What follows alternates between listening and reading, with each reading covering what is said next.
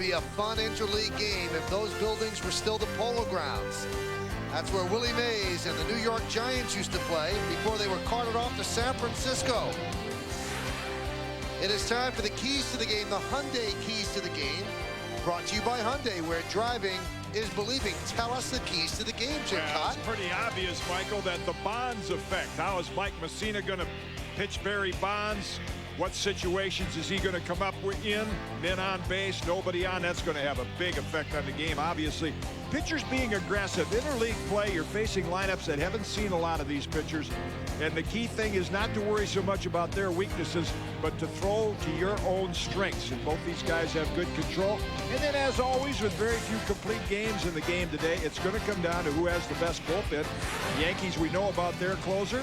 And the Giants have a good one as well in Rob Nen. There's Barry Bonds. He's going to be in the Giants starting lineup. Of course, it's brought to you by your local Toyota dealer. Get the feeling, Toyota. David Bell will lead off. He'll play third base. Rich Aurelia from the area. He'll play shortstop and bat second. Batting third and playing left field, Barry Bonds. Jeff Kent, the second baseman, will bat cleanup. Benito Santiago will catch and bat fifth. Batting sixth, former Yankee farmhand J.T. Snow. He has some significant numbers against Mussina. Not good, but significant. 6 for 30, 1 home run. That's a 200 batting average. Reggie Sanders in right field, batting seventh. Batting eighth, the DH Damon Minor. And former Met Tsuyoshi Shinjo is in center field. He will bat ninth. And they're going to face the Moose, Mike Mussina. He's going to make his 13th start of the season. His record is 8-2. The Yankees are 10-2 in his starts. And when you add up the hits and walks, they're just slightly over his innings pitched. That's about as good as it gets in the strikeout walk ratio. Very impressive. A different year for Mike this year. He's getting some run support. He is the 4th toughest pitcher in the American League to hit. They're hitting about 220 off it, and he's still hitting on all 4 cylinders. Very few pitchers have 4 pitches that they can put you away with. Mike does. Well, let's take a look at the defense behind Mike Mussina tonight. For the Yankees, Rondell White, who has not made an error in 127 chances. He's in left. Bernie Williams in center, and the rookie Juan Rivera in right. In the infield, Ventura, Jeter, Soriano, and Giambi left to right. Posada behind the plate, and Mike Mussina is on the mound. The beginning of interleague play. It starts right now. Bell against Mussina, a jam-packed Yankee Stadium. And here's the pitch. Swung on a miss. David Bell is one of only 4 Giants, Michael, who have played at Yankee Stadium. This is quite an experience for a lot of these Giants. Even some of the veterans have never been here.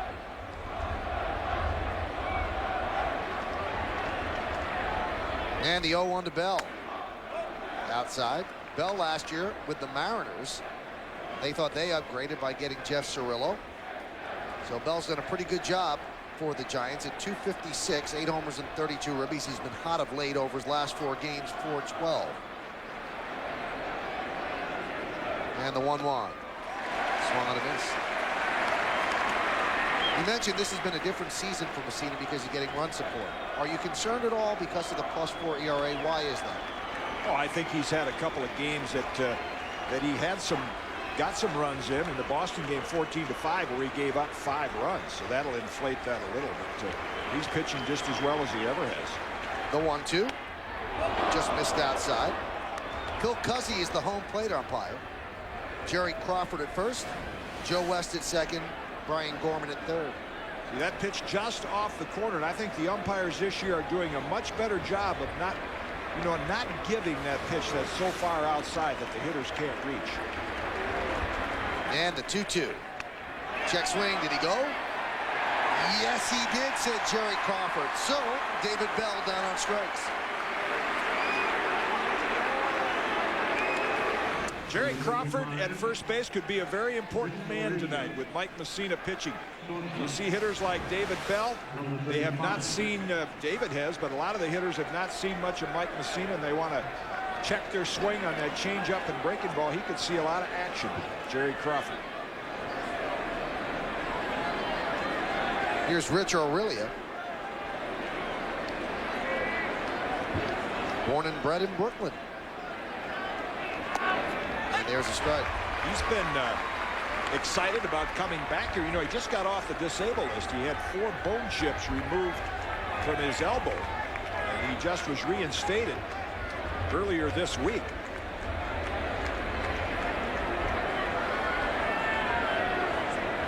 And the 0-1. Just a bit outside. He's not only excited about being back in the lineup, but you mentioned he's from Brooklyn. He's looking forward to coming to Yankee Stadium in Brooklyn, as Lee Mazzilli is. Rich really was a Met fan, but one of the few Yankee games he came to, believe it or not, was the famous Pine Tar game. No kidding. Yeah.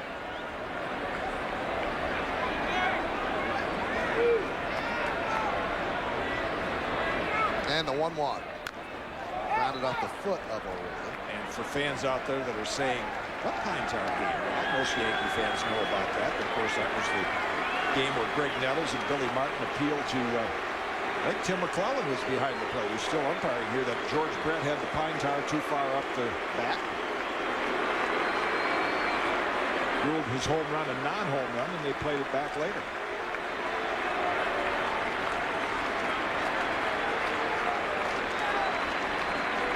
And the 1-2. Swung on and driven to left field. Backing up is Rondell White. He's there.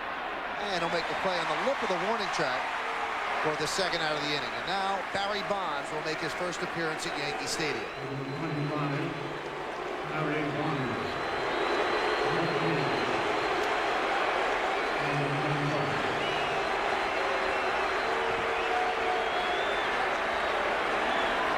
Not too many cheers for Barry Bonds here at the stadium. Fans still filing in. A lot of traffic outside, security measures as well as people come into the ballpark. So you see packets of seats around the ballpark, still not full. Pitch to Bonds is high. Bonds met with the media before the game. Wasn't exactly warm and cuddly, but he got his points across.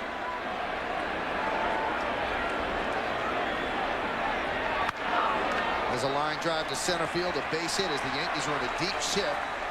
Derek Jeter was on the second base side of the bag. So a base hit for Bonds. He reaches out and punches one to center field. And two former Bay Area buddies beat it first. Not only Bay Area buddies, they exchanged hugs before the game. They both won the Most Valuable Player award in the same year when Giambi was with the A's.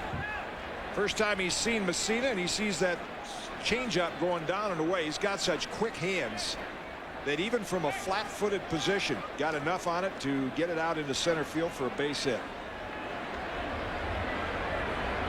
Most hitters, that ball's probably a little pop-up to Soriano or Jeter. Here's Jeff Kent.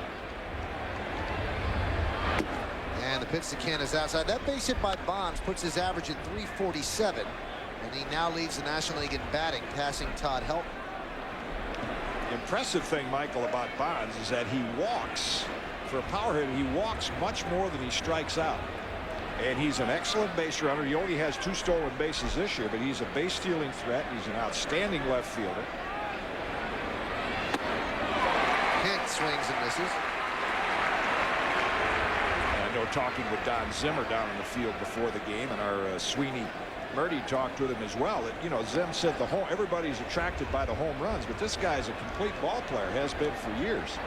He's lost a step or two in left field now, but you mentioned in our open, he may go down as the greatest left fielder of all time. There's his stolen base percentage. And the 1-1. There's a strike. He had 177 walks last year. You mentioned left field, 8 Gold Gloves. He really can do it all. The only thing he hasn't done, and we'll touch on this a little bit later, he hasn't really succeeded in the postseason.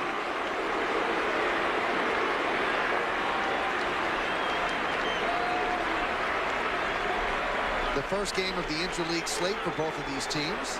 Yankees play the Diamondbacks next, then the Mets. And they head to the West Coast. And the 1-2. Foul back. In fact, Jim, every single interleague game today is in the American League ballpark. Yeah, so I would think that that sets an all-time record for DHs in one day. Probably.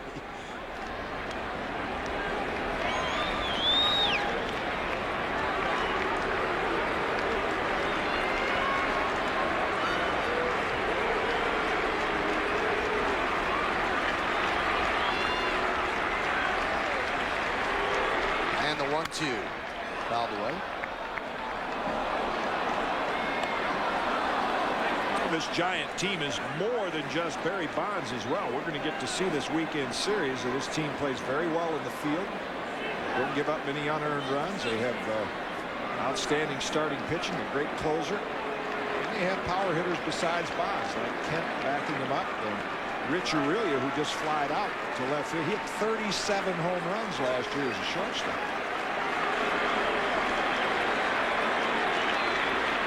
And the 1-2. Strike three outside corner. Kent down looking. That'll do it for the Giants in the first. No runs, a hit, a single by Barry Bonds, no errors, and one man left. Well, now it's time for the Yankees. The top of their lineup will face Livan Hernandez. Back here at Yankee Stadium, an uneventful top of the first inning. Bonds single, but the Giants could not push across a run. Let's see what the Yankees do. Their starting lineup brought to you by your local Toyota dealer. Get the feeling, Toyota. Alfonso Soriano leads off. He'll play second base. The shortstop, Derek Jeter, bats second. Jason Giambi batting third and playing first. The cleanup hitter, the center fielder, Bernie Williams. Jorge Posada will catch. He'll bat fifth. Batting sixth and playing third base, Robin Ventura. Great numbers off Livan Hernandez, 11 for 22, one of the 11 a home run. Rondell White's in left field will bat seventh. The DH is Nick Johnson batting eighth. And batting ninth and playing right field, the rookie Juan Rivera. And they'll face Livan Hernandez, who's also making his 13th start. Very durable. 82 innings. He's got a couple of complete games. Has been subject to the long ball. Not a particularly hard thrower. See his record at 5-5. He ran off a few good games early in the year. And as we look at the scouting report on him, he has improved his velocity from last year. I think he's in better shape. Last year, the fastball down in the mid-80s. He's durable. He pitched a lot of innings. And when I say moxie, even though he hasn't been in the league that long, he has, just like El Duque for the Yankees, has a good idea about pitching. He pitches much older than the experience that he really has in the big leagues. And Livan is the half-brother of the Yankees, Orlando Hernandez, the younger half-brother. Here's Alfonso Soriano when he puts the first pitch in play, a .550 hitter with 3 home runs, and hitters batting leadoff against Livan Hernandez hit .325 leading off an inning. Should be some early action, you would think. And the pitch. Up and away.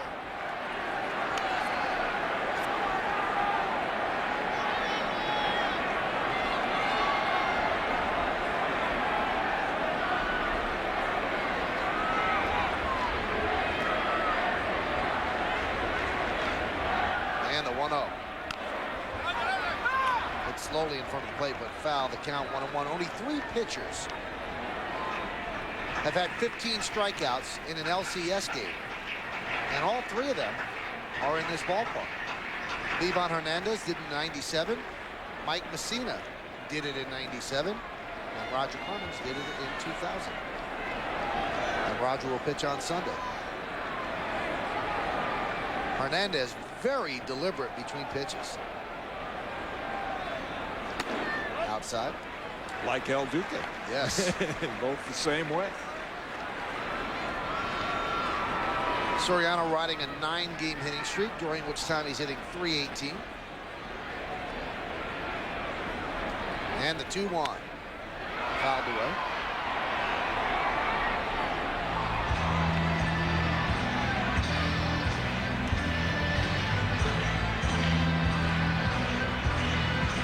Shinjo really plays Soriano to right center.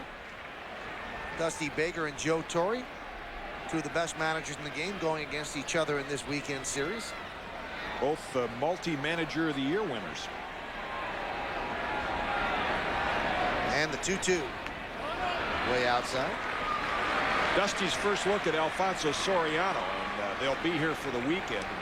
By Sunday afternoon, I want to ask him if he reminds him a little bit of the Hammer. The Hammer is still Dusty Baker's favorite, Hank Aaron. He came up as a rookie playing on the same team with Hank Aaron and Joe Torre. So Joe Torre had a good influence on Dusty's career. He came up with the Braves.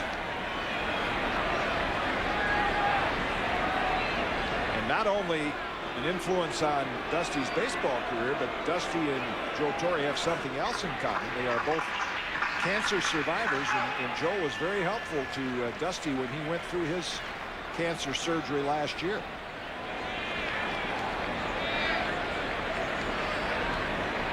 And the 3-2. Hit sharply to third. Backhanded there by Bell. The long throw. It pulls J.T. Snow out the bag, and Soriano reaches. We'll see how they score. It should be an E5.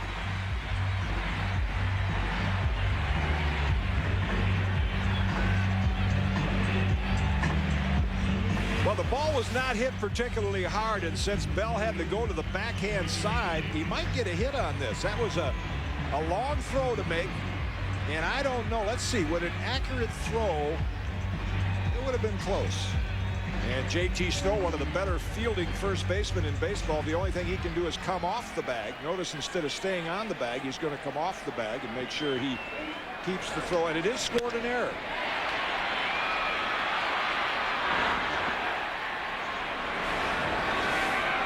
That's Bell's 5th error of the season. Let's see if the Yankees run Soriano. Here's Jeter.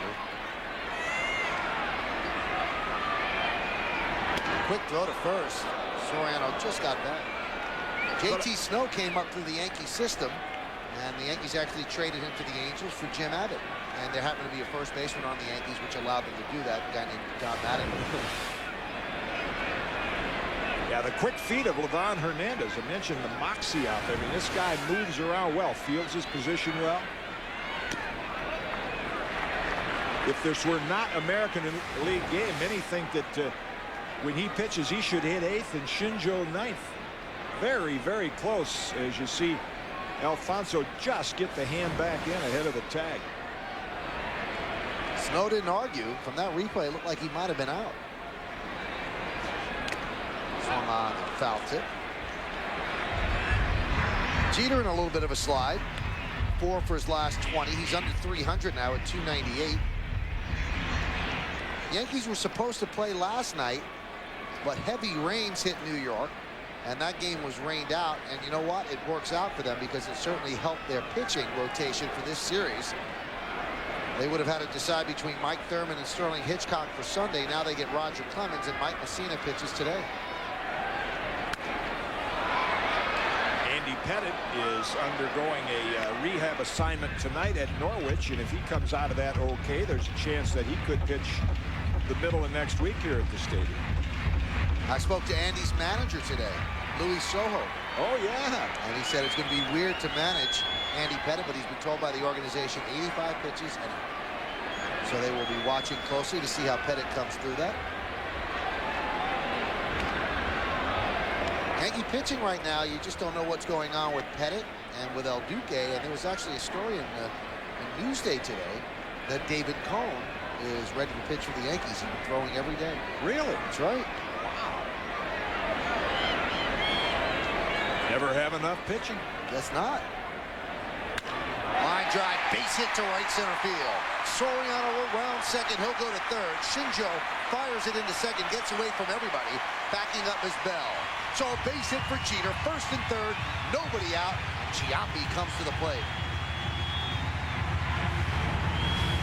Well, I'm talking with Derek before the game. I said, how do you prepare against a guy you really don't see a lot during the year? They saw him briefly in the interleague matchup when Hernandez was with the Marlins, and Derek said, you know, I worry more about myself. I'm worried more about my stroke and what I have to do. And when he does that, that's when Derek Jeter is a better hitter.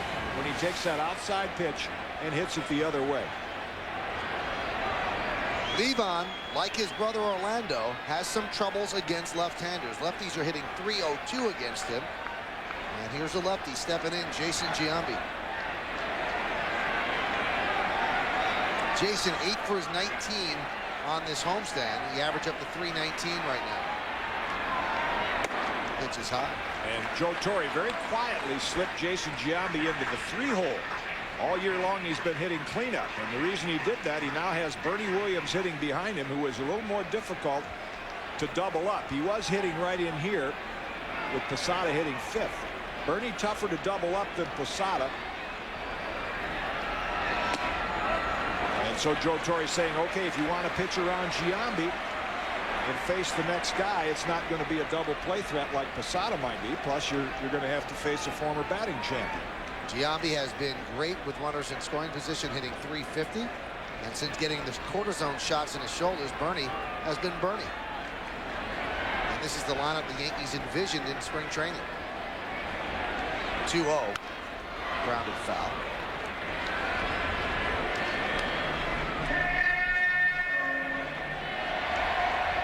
There's a report on the outfielders. Barry Bonds has lost a step. Not quite a strong throwing arm anymore, but he's still an outstanding left fielder. Shinjo, great speed and a strong arm. And Reggie Sanders, decent range. And when it's his average arm in a short right field like Yankee Stadium, he has a very quick release. He's a little better thrower than that. They should be able to cover this expansive Yankee Stadium outfield. 2-1 is popped up left field. Giving chase is Bonds on the run toward the line, coming, and that'll make the seats out of play. Strangely, during his press conference before the game, Bonds was very upset that he's not DHing. He was. He wanted to DH. He said, you're supposed to save your stars to be strong for later on. This is a chance for me to DH. I don't understand why I'm not. Well, that's interesting because Dusty Baker addressed that in his press conference. There's a long run for Bonds. Does as good a job as he can of getting over there. And the ball falls into foul territory. Dusty Baker said this is our best lineup with Bonds in left. And from here they're going to Toronto on AstroTurf. He said that's where he'll DH. It's more important to make it to be a DH in an AstroTurf field, be a little tougher on Barry's legs than the grass here at Yankee Stadium. Well, word of Bonds' comments must have gotten to Dusty.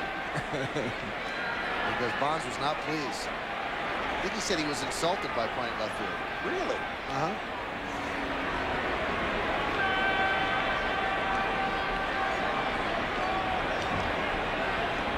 I kind of thought he'd look forward to the first night in Yankee Stadium of like Ricky Henderson does, with a little dialogue with the left field fans. Only a very shallow left field for Giambi. The 2-2 is hit sharply off the glove of a diving Snow. Everyone is safe. Soriano scores. The Yankees lead 1-0.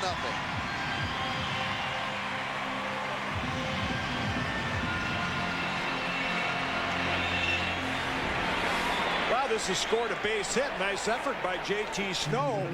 But again, it's a ball. You know, it didn't hit off the end of his glove. He just closed his glove too soon. And the Giants, coming into tonight's game, had only allowed 8 unearned runs. That's the fewest in the National League. And an error and a near error here in the first inning have already given the Yankees a run with nobody out.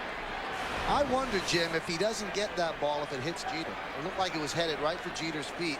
And then Giambi would have been out. He would have gotten a base hit, but he would have been out. Or Jeter would have been out, and Giambi would have reached with a base hit. Here's Bernie Williams. First and second, still nobody out. Pitch is high.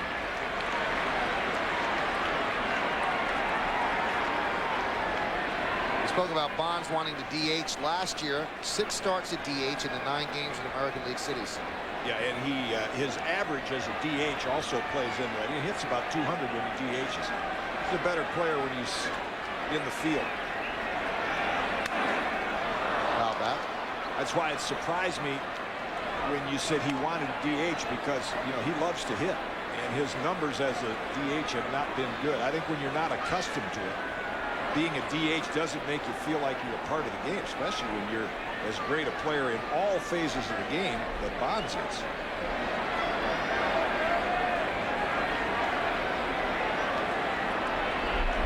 Jeter's at second. Giambi is at first. Bernie at the plate. Levon might actually be slower than Orlando. Yeah. Doesn't seem like he wants to throw the ball. With him pitching and Bernie hitting, with Bernie's deliberate style, why you can get a couple hot dogs and a cold drink and not miss this at bat. You could run out and buy him, grill him, and still get the cold drink. 1-1. Foul back. Now we talk often about a hitter getting at least one good pitch to hit in every at bat, and that had 3-run homer written all over it. Bernie was just, I mean, the difference between a home run and a fly out or a ground out is minimal. I mean, we're just talking inches. Watch this swing. He is just a little out in front of it, and it's fouled almost straight back. He's just waits just an instant longer. A really good swing attack. It was in a good hitter's zone, up and away.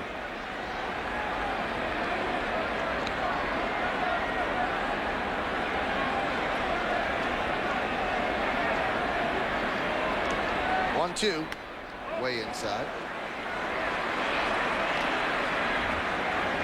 I don't think Hernandez feels good about his stuff so far. That's the word from the Giants. Is his velocity had improved this year. There's the first inning problems that Michael has talked about. 6 first-inning runs in 13 starts. But if he doesn't feel his velocity is there, he starts nibbling. That's Yankee Dave Righetti, who is his pitching coach. Foul back. Hernandez got off to a good start. He historically doesn't. He won his first 4 decisions. And Righetti said, I really had to work with him on that. He said, because he almost thought, it's a sure thing I'm not going to get off to a good start because I never have. He said, so I tried to put a mindset, make believe this is June. And he came in better shape, and he did win the first 4, but he's fallen behind now. He's 1-5 in his last 6 decisions. And I don't think he's in as good a shape now as he was earlier in the year. Looks a little heavier and a little softer. 2-2. Swung on a distance, struck him out. 1 away.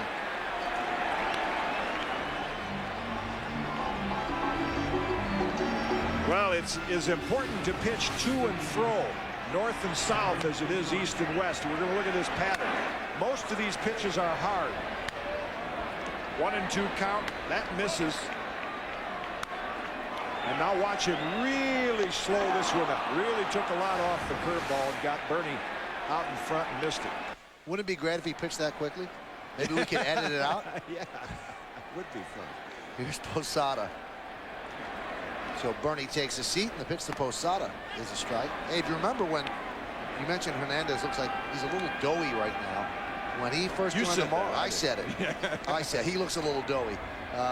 When he joined the Marlins and he had defected from Cuba, he found the wondrous nature of fast food. Oh, that can put a few lbs on. Late night drive-thrus doesn't help.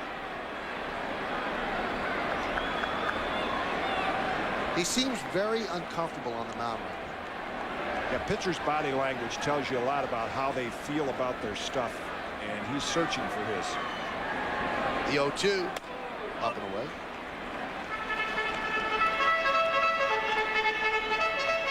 He's already won a world championship with the Marlins.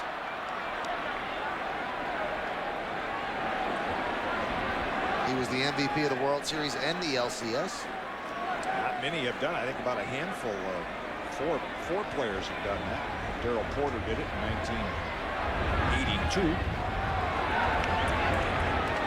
1982. 1-2.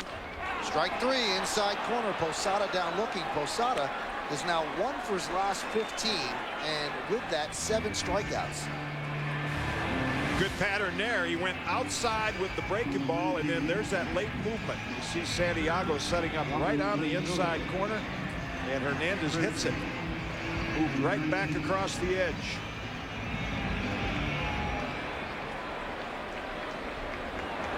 The rotation, and it catches Posada looking. Here's Robin Ventura, 11 for 22 against Hernandez. Pitches outside.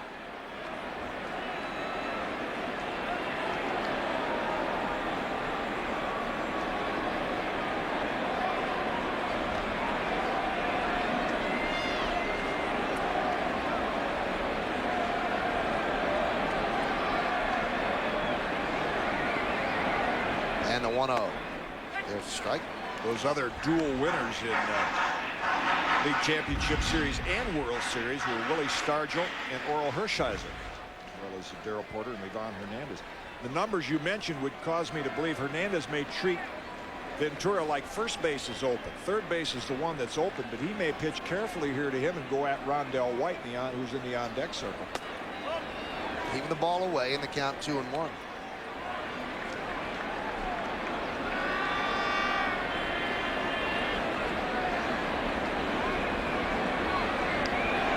Rondell 1 for 12 against Levon. Numbers that Baker, Righetti, and Hernandez obviously know. And the 2-1. So the count's 3-1.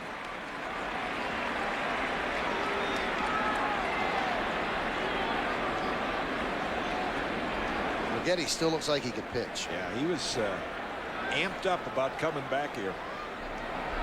I told him how many times that fans had seen his no-hitter replayed in recent weeks. The 81 Rookie of the Year for the Yankees. Had a great career here as a starter and as a reliever. The 3-1. Breaking ball strike. Backdoor breaking ball. Robin has not seen anything middle of the plate in. That's what I mean about Hernandez's ability to pitch, even though he's only been in the league a few years. See, that just grazes the outside corner. Good idea about moving the ball around and changing speeds. Runners go. The 3-2. Way inside he walked.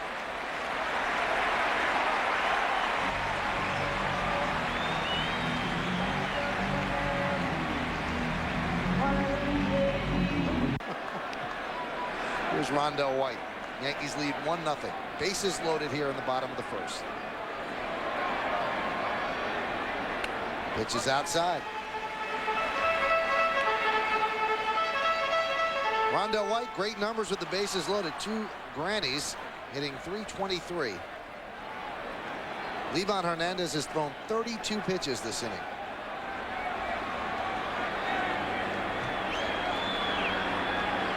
And the 1-0. Breaking ball is outside. 2-0. No place to put Rondell White. And I'm looking at Hernandez fielders. I mean, they haven't helped him this inning. He should be out of the inning, but boy, they're walking around pawing at the dirt. There's nothing more frustrating than playing behind a pitcher where, you know, they all have their little pre-pitch routine where you get ready, you're up on the balls of your feet, and then nothing happens. 2-0. There's a strike. Red balloon has gotten loose in left field. They'll stop play as the ball boy handles it.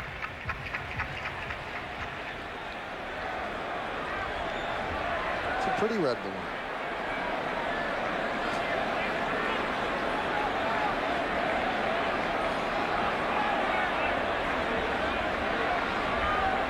Two-one.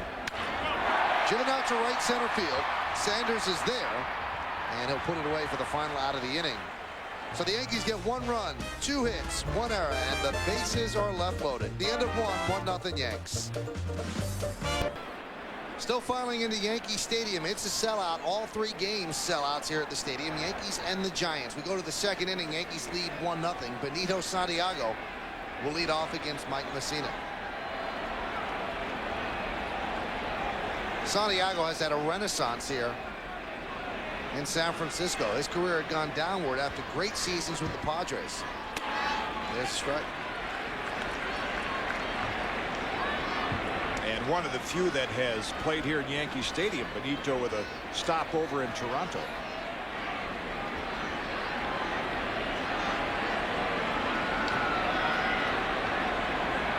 And the 0-1. A little bit low. He caught 133 games last year at the age of 36. Has good numbers here at the stadium in 10 games, a .300 batting average.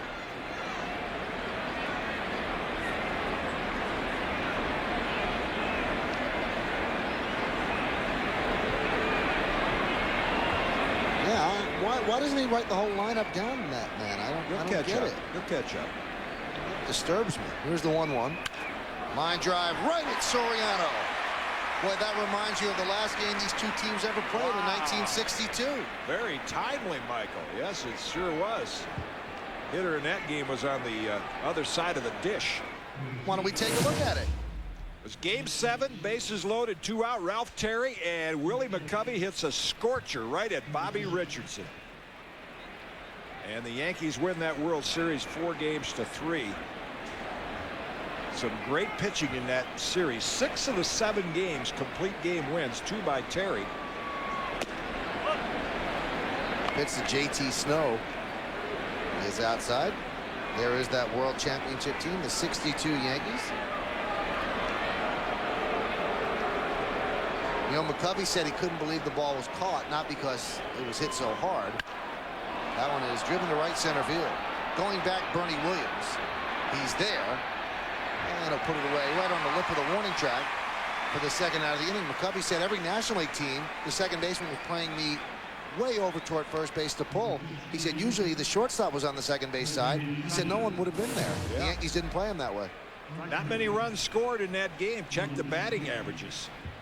Clete Boyer hit 300. Ralph Terry was the MVP. The late Jack Sanford pitched a couple of great games against the Yankees, as did Billy Pierce, and Whitey Ford also won a game in that series. The Yankees outscored the Giants 21-20 in that series. Here's Reggie Sanders. A little bit low. Yankees saw him last year in the World Series with the Arizona Diamondbacks, Reggie Sanders.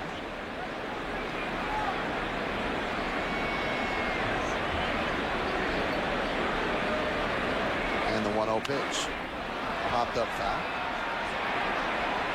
One of the things that today's hitters do, you see the average last season for Reggie, 33 home runs and 90 RBIs. Hitters talk about using their top hand. You'll see it with Bonds. You'll see it here with Reggie Sanders. Watch the way he waggles the bat. The top hand, that's where the hammer came from. Hank Aaron, the word hammer. Swing it like a hammer, not like a broom. And with these light bats and strength of the players today, that's how they can compress the ball, generate some bat speed. Popped up foul behind the plate. In fact, Barry Bonds in his press conference today was talking about his dad, Bobby, who played for the Yankees during those 2 years when they played at Shea Stadium. Bobby Bonds used like a 36, 37 ounce bat because the theory was the heavier the bat, the farther you can hit the ball. And Barry said, Dad, I can hit it as far as you can with a 31 and a half ounce bat because I can generate more bat speed.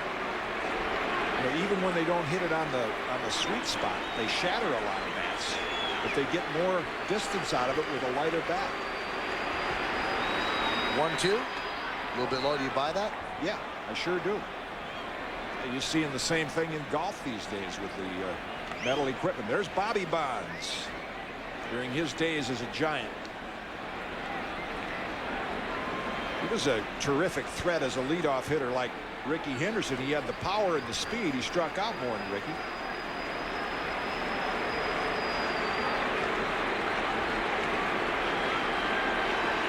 One nothing Yankees, top of the second. Sanders steps out.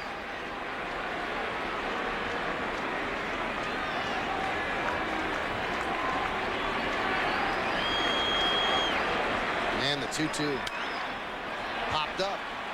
Soriano on the outfield grass. Now he comes in, and he'll put it away for the final out of the inning. A 1-2-3 inning at that. At the end of 1.5 here at the stadium. 1-0 Yankees on CBS 2. Nick Johnson, and there's a strike. Was out here tonight and participating in Barry Bonds' press conference this afternoon. There's Eddie.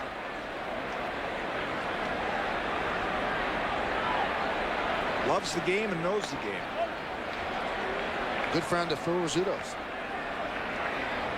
Too bad last night's game was rained out. Scooter was here. I saw him on the way out and I said, hey, what's new? You're leaving early.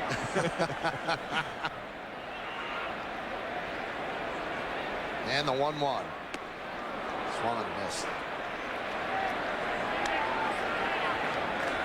I think what the first time through the order the Yankee hitters will see, that swing's an example of it. Hernandez is a fairly imposing figure on the mound. And with that nice easy motion, I think they're looking for a little bit more than there is. Kind of like that Peggy Lee fastball. Is that all there is? And they're out in front right now. 1-2. Foul back. But he's got a great knack, like El Duque does, of pitching. Putting a little on, taking a little off. See, very simple, uncomplicated motion. Finds that comfortable spot on the rubber. Not quite as high a leg kick as El Duque. Probably throws it in the high 80s. Not overpowered.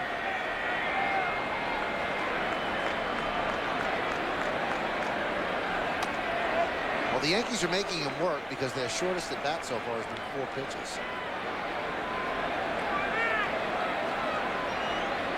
Like most games, it'll come down to a battle of the bullpens. Nick has certainly had a good homestand, 368 the last half dozen games. And the 2-2. A little bit low. That was the 41st pitch by Hernandez. Nobody out here in the bottom of the second. Yeah, plenty of time to read the press guide. You have plenty of time to read War and Peace.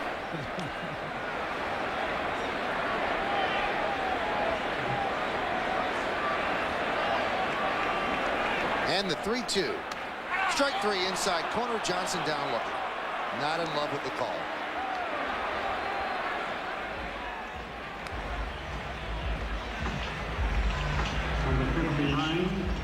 I mentioned earlier, Michael, that the umpires are doing a better job of not calling the pitch off the plate, but this is a pitch that I think hitters are going to see called more often. Now let's just see where this crosses Nick Johnson's knees. You see it crossed right there. And hitters are going to look back and say that's low because the catcher caught the ball low. But when it crosses home plate, see, that ball looks low. But from our side angle, you saw it crossed at the knees. And umpires are going to begin to call that strike more often. There's Juan Rivera. And hitters won't complain about that because you can hit the ball high or low, but you can't hit the one that's 3 feet away from it. So they'll adjust to that. Paul O'Neill's in our studio saying, no way. The 1-0. Rivera made his Yankee 2002 debut on Wednesday. He was 1 for 3. But the at-bat that really impressed the Yankees was when he worked a walk in the 9th inning. You know, and I see the Giants here playing him to pull, but his strength is he's got terrific power to right center. And the 2-0. There it is to right center field, giving chase is Reggie Sanders. He's there, and he puts it away for the second out of the inning.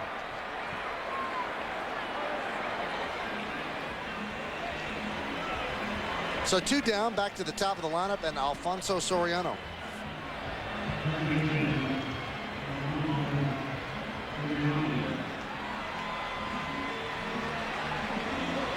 Soriano led out the first inning, reaching on a throwing error by David Bell at third, and he eventually came around to score the only run in the game.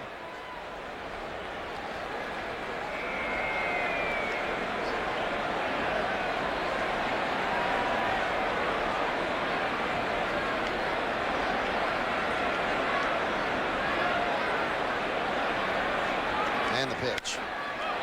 Popped up, right field, toward the line, Sanders. And that goes into the seats, foul. The field is in tremendous shape. It rained so much last night and this morning. But the one thing that Dave Righetti noticed when he came out on the field today, said, wow, this is a lot flatter than I remember. Right.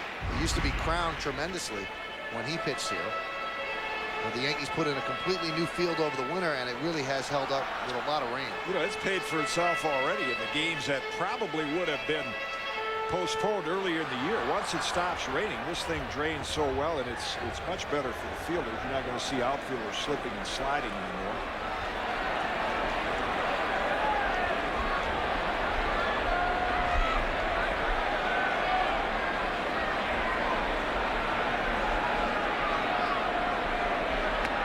Pitch is low.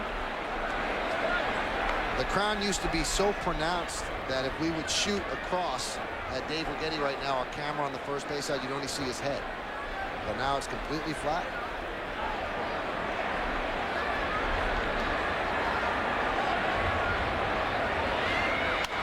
Line drive, base hit up the middle for Soriano. A 2-out single. Shinjo Fields. He flips the ball into Aurelio. So that gives an at-bat to Derek Jeter here in the second inning. Well, and it might give fans a chance to see if Benito Santiago still has that outstanding throwing arm. I mean, look where this pitch is. That is a foot outside and 6 inches off the ground, and yet Soriano, you talk about quick wrists. I mean, he ropes this ball back up the middle right over the head of Hernandez. There's some plate coverage right there. I would think would be a threat to steal early during the count here when Hernandez faces Jeter. Jeter singled to right in the first inning, drives his average over 300, 301. Throw to first, and Soriano's back.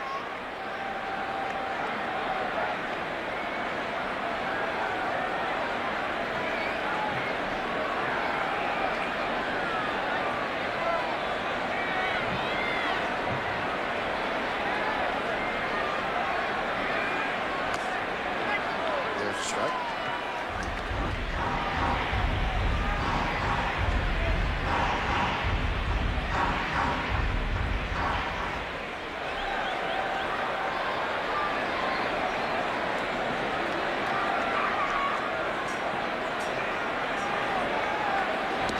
Quick throw to first. Yeah, he may not get the jump he wants. That's the one thing Hernandez really does well with those quick feet.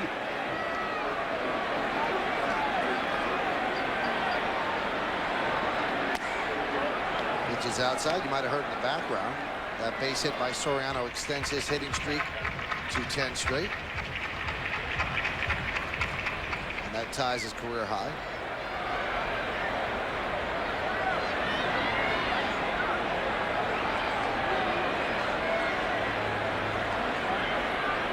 Pitch out, nothing doing. Yeah, you can about bet he's going to try to go now. There you see where Alfonso ranks in all hitting categories. First in extra base hits, second in a lot of them.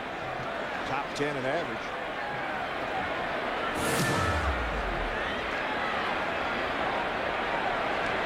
Two-one. Hit sharply to short. Backhanded by Aurelia. He'll go to second. Gets the out the short way for the final out of the inning. No runs, a hit, no errors, and one man left. We've played two here at Yankee Stadium. The New York Yankees won, the San Francisco Giants nothing. You're watching Yankees baseball on CBS 2. Back here at Yankee Stadium, the Yankees lead the Giants 1-0. The first game of the interleague slate. Damon Minor leads off against Mike Mussina. Mussina's given up one hit over the first two. There's a strike. Along with Jim Cott, I'm Michael Kay. Mussina against Livan Hernandez. Barry Bonds comes to the stadium for the first time. Yankees get on the board. RBI single up the glove of JT Snow by Jason Giambi in the first inning. That's the only scoring in the game. And all three games here in this series sold out. The place is jammed. There's a strike. Yankees are looking at a left-handed version of Tony Batista. Tony Batista, who just left town with the Orioles, faces the pitcher and then steps into it. Same thing Damon Minor does. He's 6'7", not a particularly good fielder, but he's got home run power. See, he'll start facing the pitcher, but he'll close right up and get in a good position. And he swings and misses for the first out of the inning.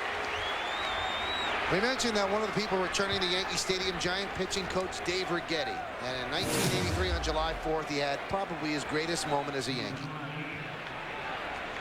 Striking out Wade Boggs to pitch a no-hitter. I once asked Dave, I said, what was that dropping your head on Weininger's shoulder like that? He goes, I'm so embarrassed by that. He goes, I don't know what I was doing. I was so exhausted, I almost collapsed. Looks as good now as he did then. I had a fun time talking with Rags before the game. The spring of 1980, it came down to the last pitching spot on the roster between Dave Righetti and myself. That's what he did in the major leagues as a starter and a reliever. 11 years with the Yankees, pitched a no-hitter there. Actually beat the Yankees here in the early 90s when he was with the White Sox. And Rudy May hurt his back that spring, so they needed an extra relief pitcher. I stayed on the roster. Rags went to Columbus to develop as a starter, which was the best thing for him. And then he came up the next year, was Rookie of the Year, and the rest is history. That one is grounded just foul outside of third. I mean, you didn't try to lead him astray, I tried, but he wouldn't bite. We had Nettles and Fred Stanley, and we'd say, come on, Rags, you don't have to go to bed that early. You get all that rest. I mean, stay out with us old guys. Give us a chance. He wouldn't bite, huh? He made up for that later, though.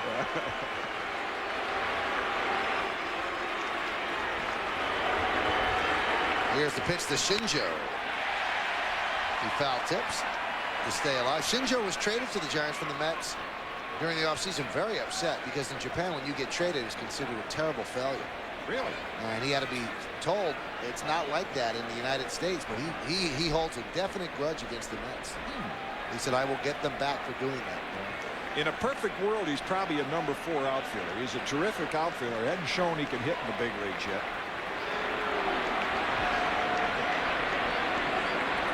And the 1-2. Dribbled slowly right side. Charging. Soriano. Bare hands. Fires. Got him. Oh, what a play by Soriano.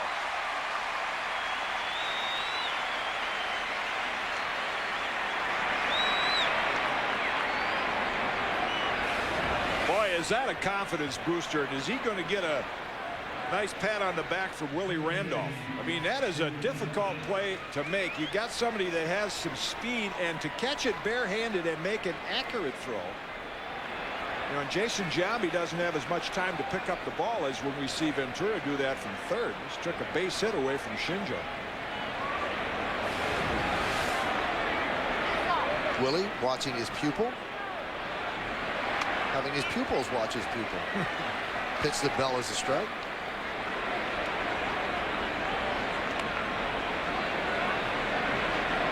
He's saying, yeah, I taught him. Yeah, that was all me.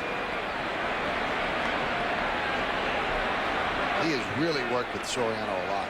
He turned a shortstop left fielder into a second baseman who's pretty darn good. Pitches away. Bell against the Yankees last season, not too good. 3 for 23. That was with Seattle. Son of Buddy Bell, ex-manager of the Rockies and of the Tigers. The 1-1. A rare third-generation player.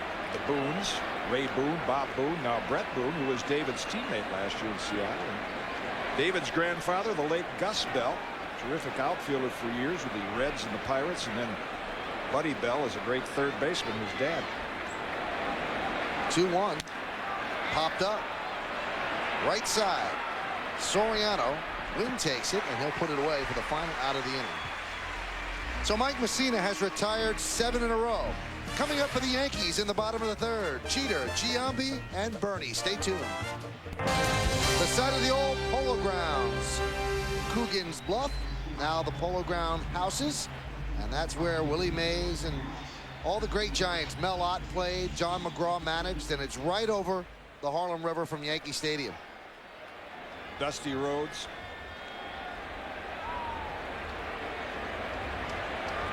(157th and 8th Avenue).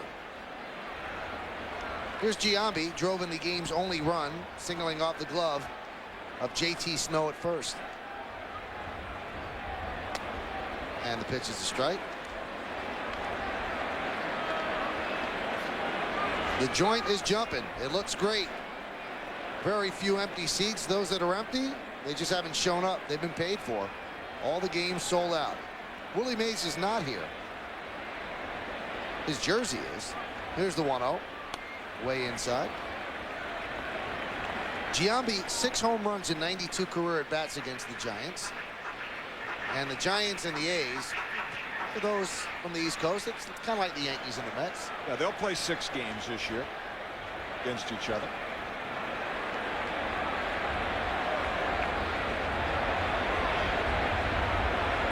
And the 2-0. Swung and missed high fastball. That's one of those you can't. Jason's saying, how in the world I missed that pitch? You know, it wasn't 95 miles an hour, but left-hand hitters that are big and strong like that, if you can get the ball up and a little bit in, that really ties him up. And that's the impressive thing about Hernandez. He's not overpowering, but he can move the ball around and hit good spots.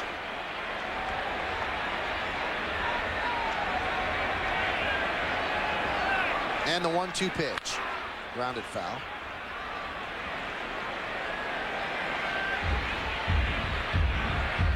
Coming up in the 4th, Barry Bonds will get a second at bat.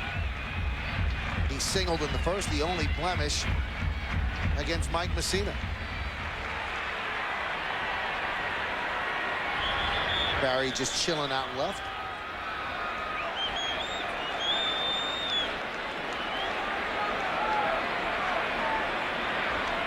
And the 1-2. Driven out to left field, giving chase is Bonds. On the run, he makes the play for the first out of the inning.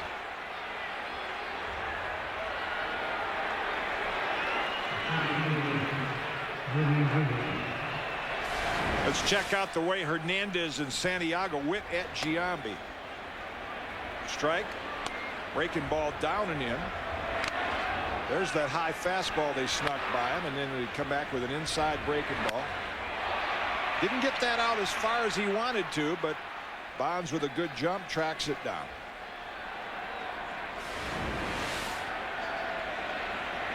Here's Bernie Williams against Hernandez. Swings and misses.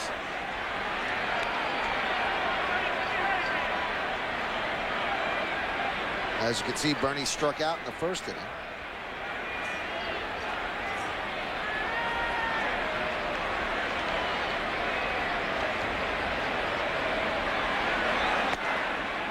There's a strike. If you are a sports fan this weekend, you got to find something to make you happy. I mean, everything's happening. Choice. Where do you go? Or try to go to all of them. Get a helicopter. Tomorrow, the Belmont Stakes. Foul back. You've got the Lewis Tyson fight at night. Got the PGA tournament out at Westchester. You've got the World Cup. You've got the NBA Finals. You've got the French Open. Bob Baffert here tonight. He's hoping War Emblem becomes the first Triple Crown winner since Seattle Slew in 1977. He's a guest of the Yankees tonight.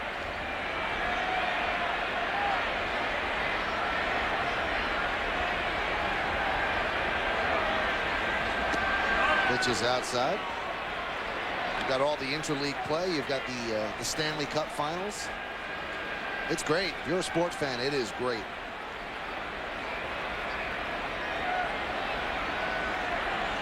On Sunday, the NBA Finals come back to the area. The Nets against the Lakers at Continental Airlines Arena. That's at night. Driven to left field, and that is a base hit in front of Bonds. So Bernie kind of fisted it out there, picks up a one-out single. Now, beginning Monday, you're not going to miss an exciting interleague series when the Arizona Diamondbacks and the Yankees square off June 10th through June 12th at Yankee Stadium. This three-game series is sure to be packed with plenty of thrilling moments. Tickets are going fast, so act now. Visit the Yankee Stadium ticket window, Yankees clubhouse shops. You can call Ticketmaster at 212-307-1212 or log on to Yankees.com. Well, about 55,000 people chose to be here tonight. Yeah. And they're watching a 1-0 Yankee lead over the Giants. Here's Posada. And the pitch is low.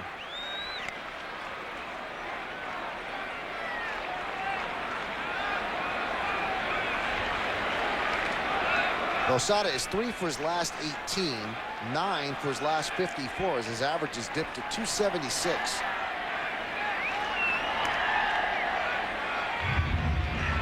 A week ago, he was at 294, so he's lost 22 points.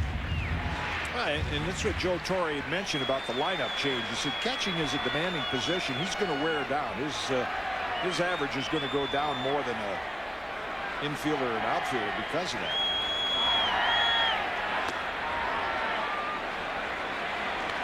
Count 2-0. Couple choices here. Sometimes, you know, Joe Torre will say it's 2-0.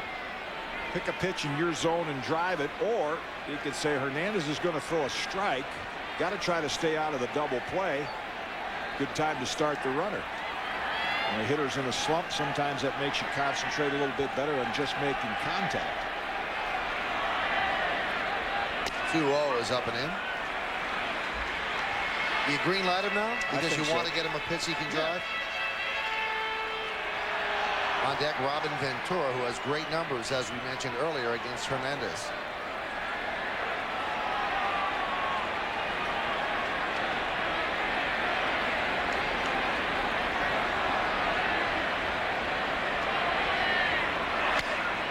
There's a strike.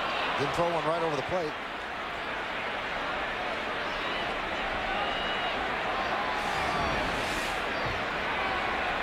like Santiago wanted it outside and he flew it over the inside corner. Again, this has been Joe's favorite running count, Joe Torre, but this year the Yankees have not run as much 3-1 because of the high strikeout total.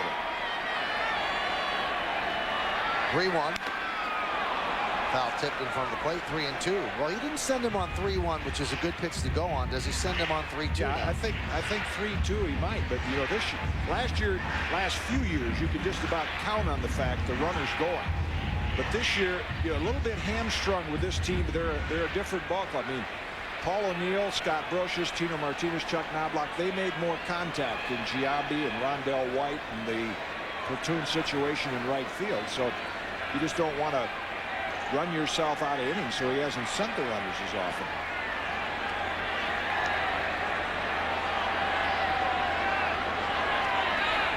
Time is called. The one thing you worry about here, Posada has been striking out a lot, and Hernandez can keep the runner close. Bernie doesn't usually get a good jump.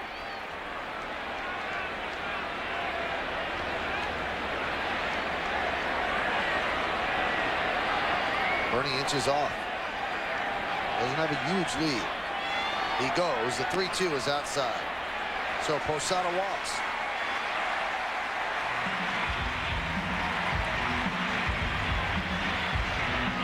That brings up Ventura. Just for horse racing fans, let me correct that for the sake of accuracy. Seattle Slew was the last living Triple Crown winner, won the Triple Crown 77 and died earlier this year. Affirmed actually was the last Triple Crown winner in 1970. It was back-to-back years, and we haven't had one since. Ventura walked in the first inning. First and second, one out. We're in the bottom of the third inning here at the stadium.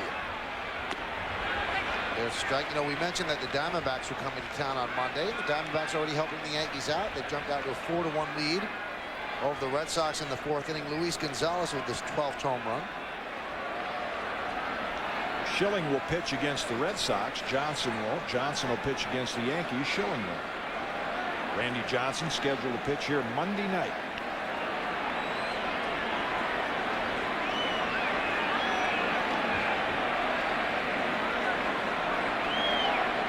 And the 0-1. Swung and missed.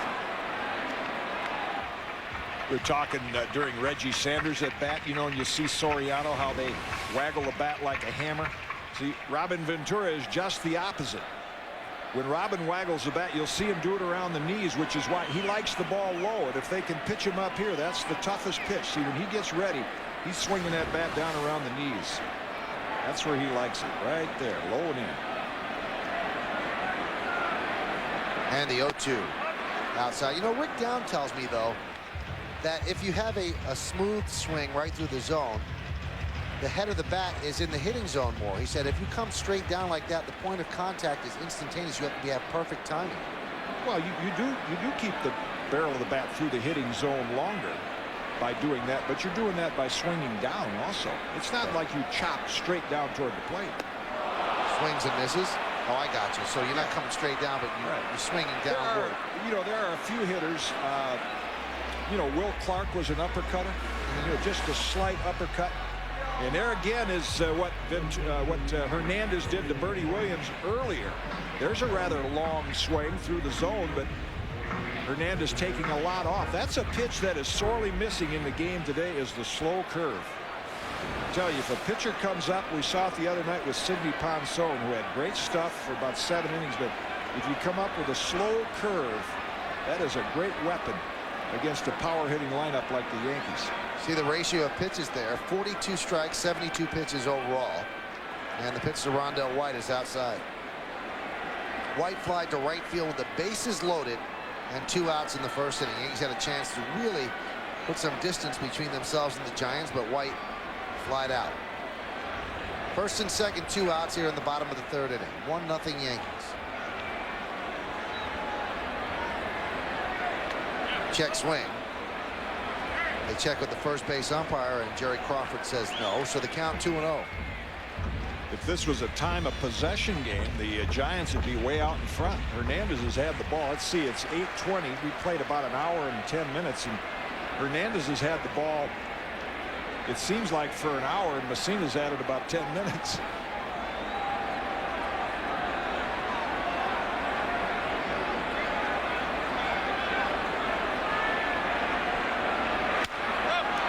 That one is skied to center field, coming on Shinjo.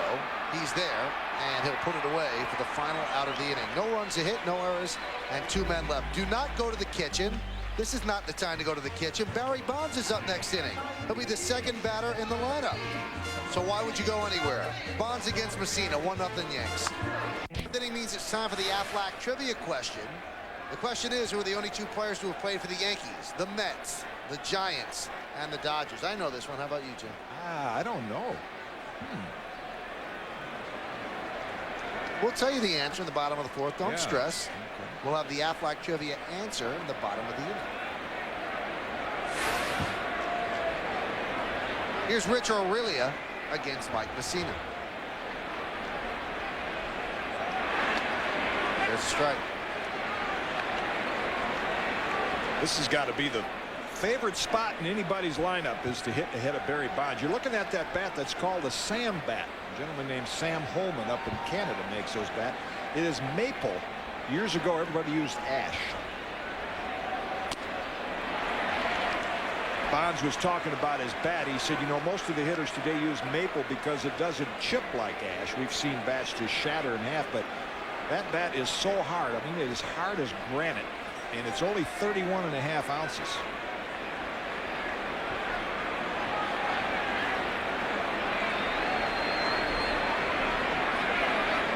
And the 0-2. Way outside. If you could pick a spot anywhere in anybody's lineup, you'd want to hit right where Rich Aurelia does, ahead of Barry Bonds. You're going to get a lot of fastballs to hit, and last year had 37 home runs and knocked in 97. And the 1-2. A little bit low. Batting behind him is not too bad either, because you always have people on base to drive in. Right. 3 years in a row, Aurelia led National League shortstops in home runs and RBIs. So there is something to that.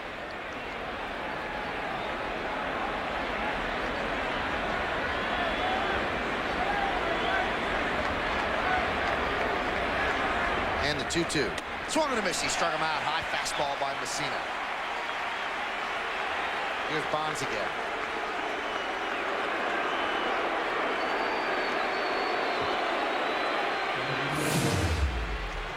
Well, in the first inning, he saw a high breaking ball and then that changeup out of the way into the bat, but still got a base hit. Only a 1-run lead, 4th inning. See how Mussina goes at him.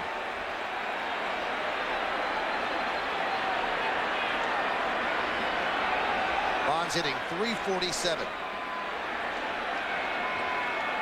And the pitch. Popped up. Out of play. You'll see every pitch delivered, the flashbulbs go off like they do in the first pitch of a World Series. Everyone trying to capture that moment on film. Strange, though, 20 home runs and just 38 runs batted in. I guess the guys in front of him are not getting on. Right. Or they must be walking him when people are in scoring position.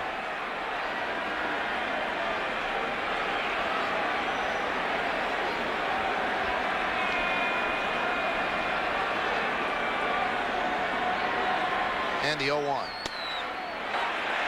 There's a strike. High and tight, low and away. He's got that compact swing. Very fast hands. A complete player. Even outside the stadium, they're watching Barry Bonds. And the 0-2. A little bit low. Rick Down, who was the batting coach a couple of years ago for the Dodgers, said, I've never seen hands like that. He said, those are electric hands. Albert Bell had fast hands. Muhammad Ali had the fastest. Barry Bonds is right there.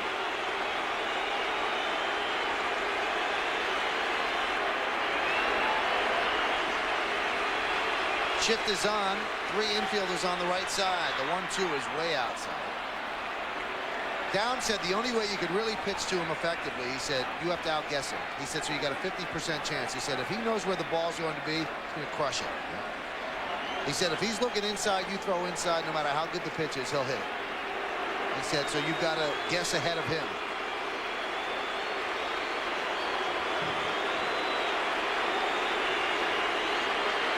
And the 2-2. Low and inside. Yeah, you can see the respect pitchers have for Bonds. Here's Mike Mussina, one of the great control pitchers. He's gotten ahead of Bonds 0-2, and none of the next three pitches have even been close.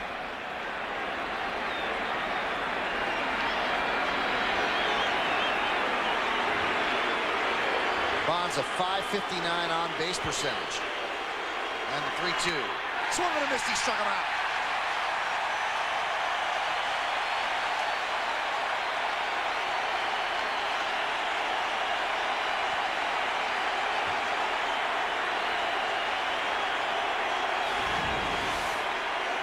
Rare indeed. Here's the pattern. High fastball, then low and away. He's ahead 0-2. None of these next three pitches are even close. And then Mussina says, here it is, hit it if you can. And that is only the 18th time this year that Barry Bonds has struck out.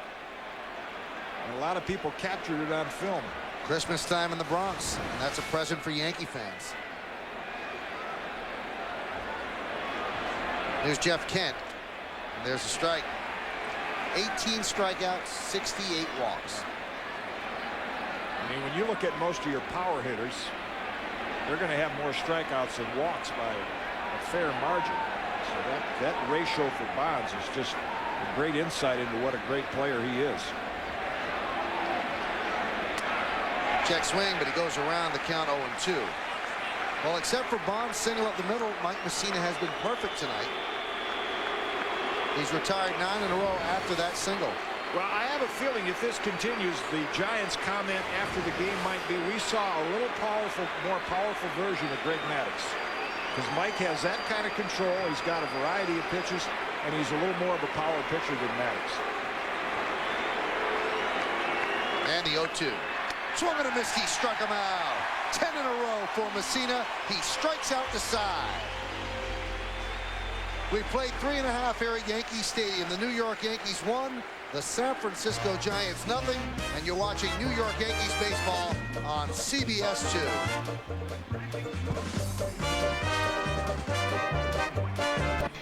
Well, we told you we'd give you the Aflac trivia answer here in the bottom of the fourth. We never lie. The question was, who are the only two players who have played for the Yankees, the Mets, the Giants, and the Dodgers? And the answer is Darryl Strawberry and Jose Vizcaino. Jose Vizcaino with a very big hit in a World Series win for the Yankees. Bobby Mercer has a great trivia question for everyone for Sunday. You won't want to miss that. Has he let you in on it? Oh, yeah. I'm not going to tip anybody off on it.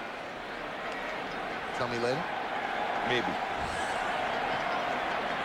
1-0 Yankees over the Giants. Bottom of the fourth. Nick Johnson leading off. He looked at a first pitch strike. That pitch is up and away.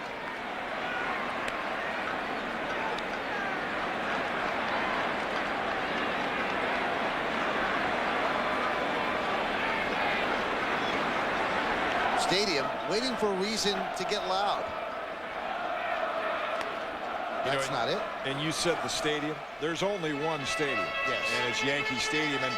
And we get kind of spoiled coming here so often. And just to give you an idea how special it can be for even guys who have been around baseball a long time. Mike Krukow pitched for 14 years in the major leagues. There's the Kruk, won 20 games for the Giants, 1986. Broadcasting for him now for 12 years. It is his first time ever in Yankee Stadium. He came out with me today. Went right out to Monument Park. He was like an 8-year-old kid. Really? And there's a guy who's been involved in the game for, 25 years. And this is his first trip to Yankee Stadium.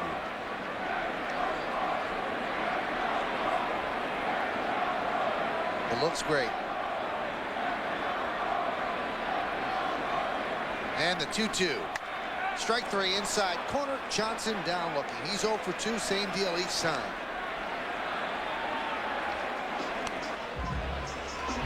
Hey, the Subway Series is back. Nobody's going to want to miss the next CBS 2 Yankees game when the Bombers head to Shea to take on the Mets. Don't miss it next Friday night at 7, right here on CBS 2. There's the Subway headed right towards Shea right now. And you know who's going to be on that Subway meeting us there in the booth with us?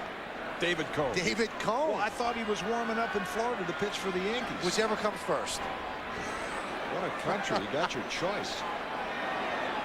Here's Juan Rivera.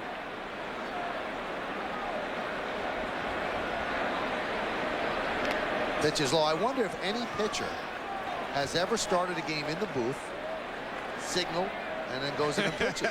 Not that I know of. But that was a big story in Newsday today that David wants to pitch for the Yankees, and they have told him to stay ready in case they need a pitcher.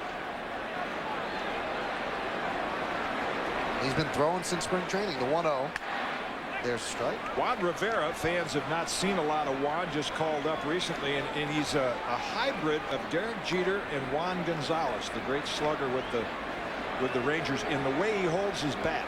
You know, there are very few hitters that hold the bat that high up over their head. Gonzalez does, and so does Jeter, and that's why from that position he can take that pitch low and away and hit it a long way to the opposite field. That one is driven to the opposite field, right down the line, but it slices foul. Is there a negative to that, though, because it takes so long to get the hands down into a hitting position that you're a little late on some fastballs? The more movement, you know, he's going to be vulnerable. He's a free swinger. He's going to be vulnerable to the pitches up and in. You know, you see Santiago wants it down and away. Now, breaking ball down and away, they can get him, but boy, he's got good plate coverage there. See, when a guy stands away from the plate, he likes the ball away. So I would not be surprised if Derek Jeter thought that might be out for a minute. I would not be surprised to see pitchers start throwing the ball up and into him.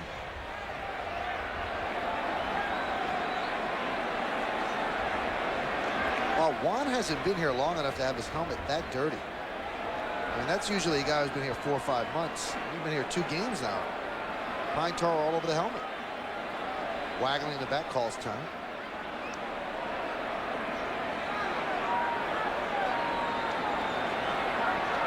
Joe Torre on Juan Rivera. This spring he showed something that he can't teach. He can hit it to all fields and can adjust during an at-bat.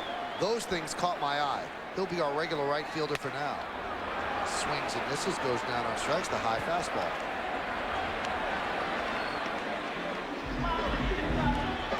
Yeah, it'll be a feeling out process for Rivera and for the Yankees. There was an example of the fastball up and in, but you know, the Yankees could have gone out and tried to get Raul Mondesi or Jose Cruz or even Bobby Higgins, and Cruz strikes out too much to fit into this lineup anyway. But they're saying, why not take a homegrown product with great potential and give him a chance first, and then if it doesn't work out, maybe you go to plan B. That's worked out with this guy, Alfonso Soriano. 1 for 2 tonight with a run scored. And the pitch. Rivera is in right field now because of the lack of production from Vanderwall and Spencer. They platooned out there. The batting average not bad, but 3 home runs and 12 ribbies. After 60 games last year, O'Neill's numbers power-wise and production-wise so much more. The pitch is high. I bet you got Paul O'Neill. You saw what Paul did there in the bottom of the graphic. You got his attention back in the studio when you mentioned Coney doing a game in the booth and then pitching. Right. You might try to do the same thing. And O'Neill looks like he's in pretty good shape. Swung on a miss. And you know, though, he'd have to fight Neville, his wife. Be tough to unretire. It's tempting, though. Michael Jordan was telling me that just the other day.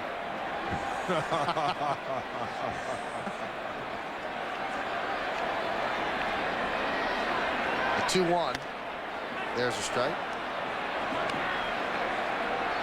David Cone always used to say, though, he said, they're going to have to tear the uniform off me. He said, because when you retire, you really can't come back. But he made it a very important point all spring to not say he was retired. He said, I'm not pitching for anybody right now.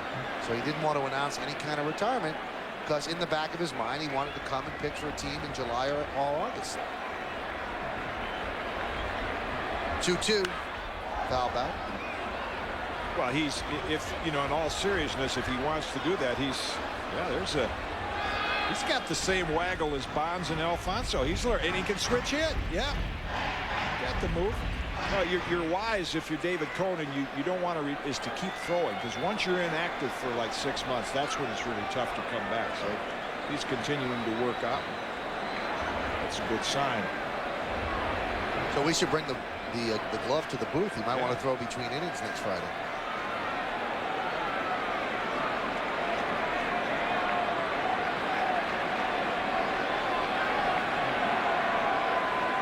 And the 2-2.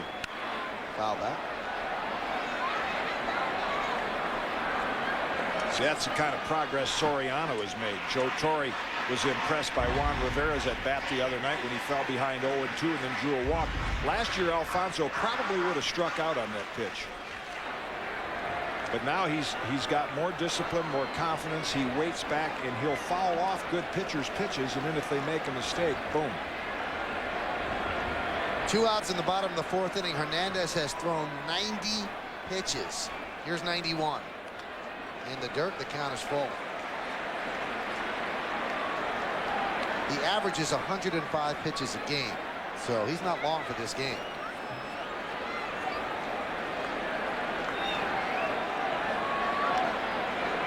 Levon said that he used to throw 175 pitches a game in Cuba.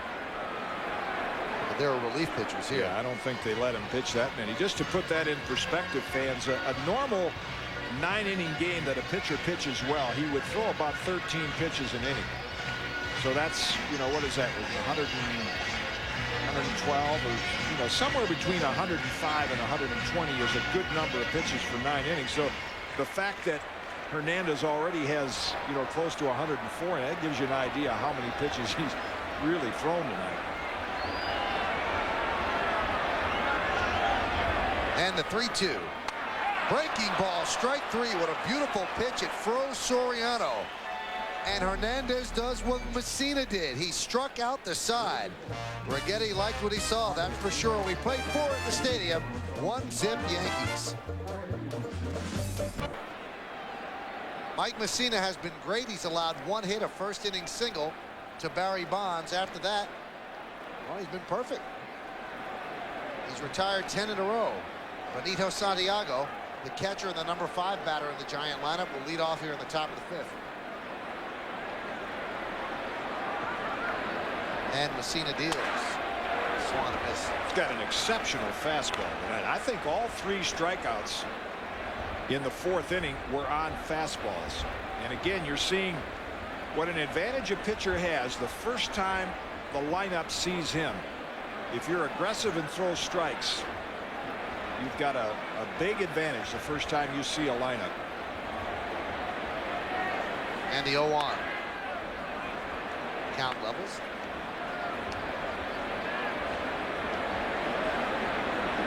Well, seems like lineups don't make that many adjustments to him the second time. Third time, maybe because of fatigue, the average goes up just a little bit.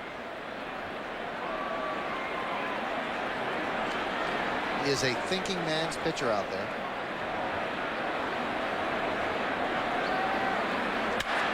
That one is ripped down the right field line with foul.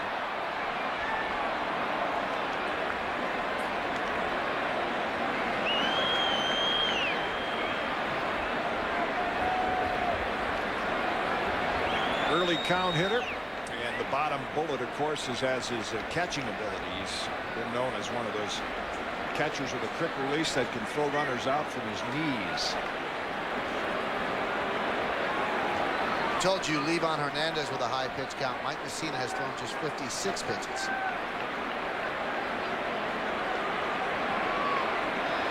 And the 1-2. High fastball, check swing. Did he go? Did he? No, he did not, said Jerry Crawford.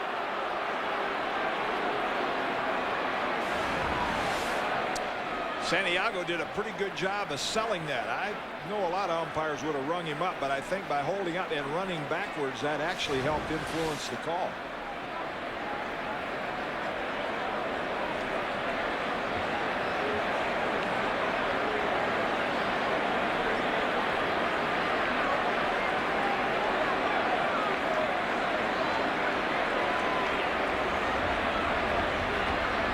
And the 2-2.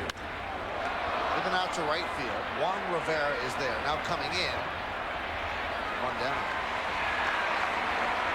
Let's take a look at that strikeout package from the 4th inning, Michael, and see what he got him on. There's a high-moving fastball, and Bonds on the fastball, and Kent on the fastball. That was the 4th inning when he struck out the side. Here's J.T. Snow. J.T. Snow used to be a switch hitter. Gave it up. Now he just bats from the left side. Just couldn't hit very well from the right side. Good reason to give it up. That is a good reason. And also, it's a good side to give up. If you're a switch hitter, only 20% of the starters in the big leagues are left-handed. JT's not hitting much even from the left side, just 217. Popped up, sky high, behind the plate. Posada. 2 away. Hey, let's take a look back at a Yankees landmark event. Last time the Yankees played the Giants, that was in 1962 in the World Series. Also in 1962, General Motors celebrated the production of its 75 millionth car made in the USA. This look back has been brought to you by Chevy. Chevy will be there. 1962, I was 1 year old. Really? Yep. That's a long time ago. You should have seen that 62 Chevy. Really nice. Oh, cool. Power glide. Here's Reggie Sanders.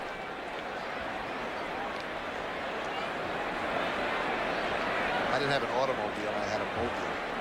It's over my crib.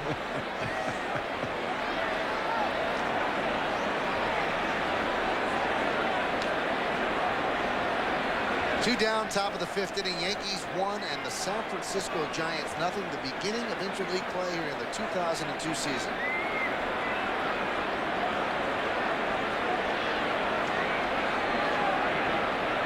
And the 1-0. Fouled off of Posada, the count 1-1. And Messina was scheduled to pitch last night, and they were rained out. I happened to be down there when Joe Torre said, well, you're going to pitch tomorrow night. He's just going to move the whole rotation back. There's Sanders fouling it off the mask of Posada. And with that extra day's rest, it seems like Mike has a little more pop on the ball tonight. This is his 6th day instead of his 5th day. And he has a much better fastball than he's had in quite some time. 1-1 to Sanders. Pitch is high. This is a 2001 Mike Messina game. He pitches great. The Yankees don't score that many runs. Yeah.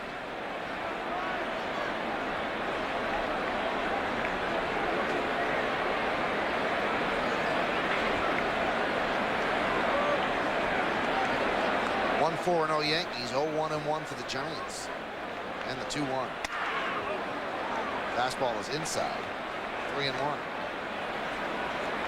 Hasn't had to deal with this count very often. He took Bonds to a full count, challenged him with a fastball. Got the inexperienced but powerful Damon Minor on deck.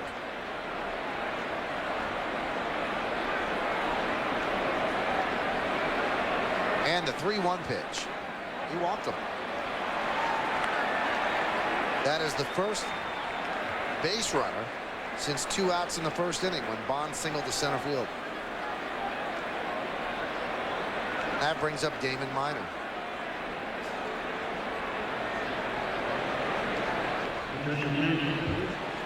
If you're interested in the Yankees, the ultimate way to follow the Yankees, just go to Yankees.com.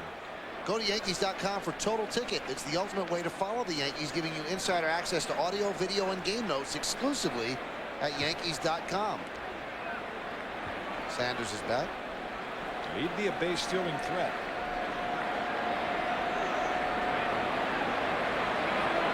Damon Minor, the way he faces the pitcher, Jimmy, looks like he's laughing at him. Evil looking. Oh, yes. Yeah, let's go. Staring him down. Give me the pitch. Pitch is outside.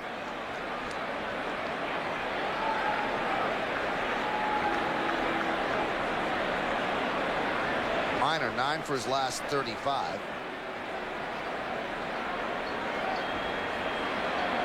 Sanders has stolen 9. He's been caught 3 times.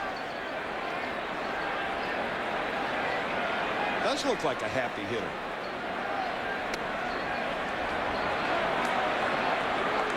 That might unnerve me if I was a pitcher. Well, you wouldn't look at it. You wouldn't look at his face? No, you're looking at Mike Mussina's just looking at Posada and his target. There's no way you see that mug in your field of vision? I mean, you might glance at it coming up, but try not to look at the hitter. Ooh. Big cut. Right on time, too. It's one of those, if you're Mike Mussina, he's probably saying, I'm glad I'm getting another ball back. That looked like rub up a new one time. Miners had years in the minors, you know, 20 home runs, 30 home runs. A lot of smiles.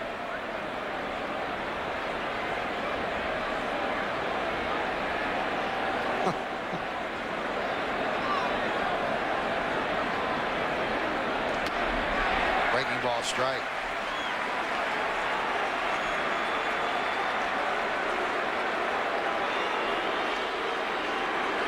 Put him in the same lineup with Joe Randall for Kansas City. The Joker. The Joker, yeah.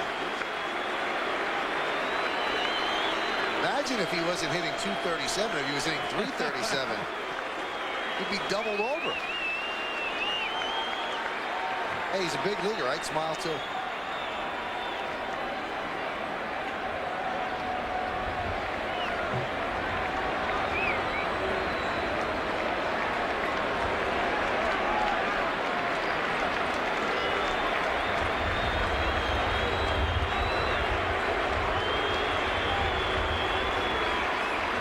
And the 2-2. Line right at Jeter off his glove. Rolls into the outfield. That is going to be a base hit. He hit that ball so hard that it handcuffed Jeter. So runners on first and second, and that brings up Shinjo.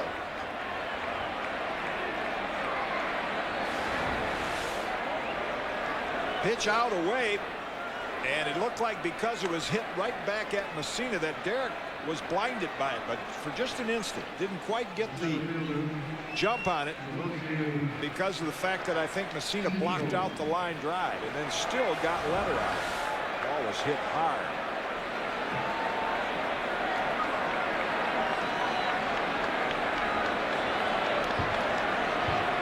Sanders at second. Minor is at first. Here is Shinjo.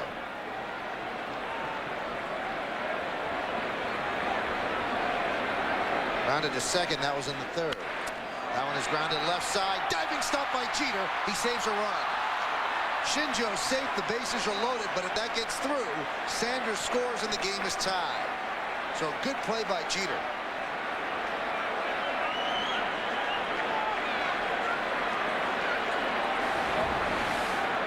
Showing great range and full out. That's the play Michael referred to. That very little chance for Derek to make a play, even had he fielded it cleanly. But by knocking it down and keeping it in the infield, it keeps Sanders at third base. Here's David Bell now in a very important at bat. Bases loaded, 2 outs. Bell is 0 for 2. Struck out, popped to second. First jam of the game for Mussina. There's a strike.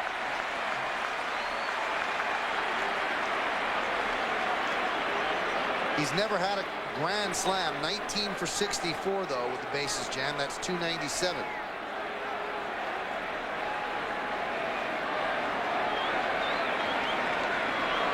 Mussina elects to go from the stretch. He could go from the full windup if he wanted with the bases loaded.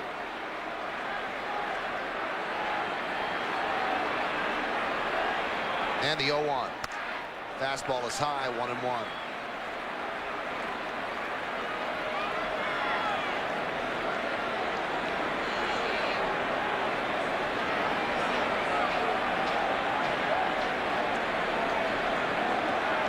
San Francisco has had 4 base runners. They all got on with 2 outs. 2-out single by Bonds. Everything in this inning has happened after 2 outs. And the 1-1. Foul back. And the count now 1-2.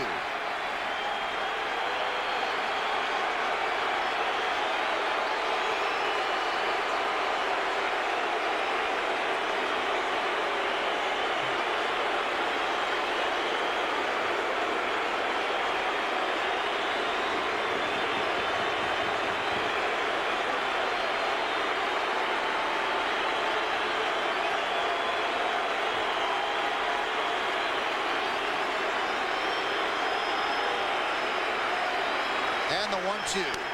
Fouled away. They'll do it again.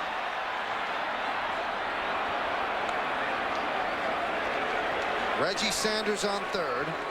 Damon Minor on second. Tsuyoshi Shinjo is on first. 2 men out. Yankees holding on to a 1-0 lead. Top of the 5th inning. At the plate, David Bell.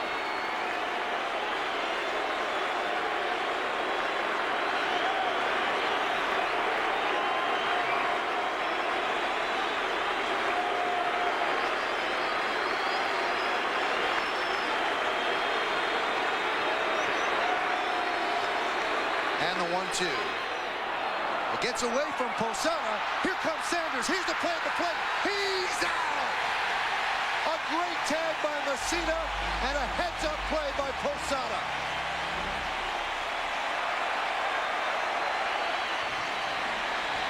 Sanders takes a chance and gets gunned down at home plate. Great tag right here by Messina. Good reactions by Posada. All he could do is flip it underhand. We're halfway through. Yankees lead 1-0. He's out. Exciting. That's a tricky way to get out of a jam. You don't work on that in spring training. You know, just a ball that got away from Posada. And, you know, Reggie, I don't think Dusty Baker's unhappy with Reggie Sanders. He haven't been able to break through against Messina, and it's a 2-strike count. And I mean, he gets a good jump. He takes right off, and Posada made a nice underhand flip, and then Messina in good position. Of course, Mike, a Gold Glove fielder, great anticipation. Get down there and get the tag between Sanders' hand and the plate. Phil Cuzzy right on the call. You know what he did too, Jim? He blocked it with his foot, so he didn't give him that much of the plate to hit. Pretty good play all around. Perfect execution. 5 Gold Gloves for Mike Messina, and he shows it off right there. Jeter will lead it off against Livan Hernandez.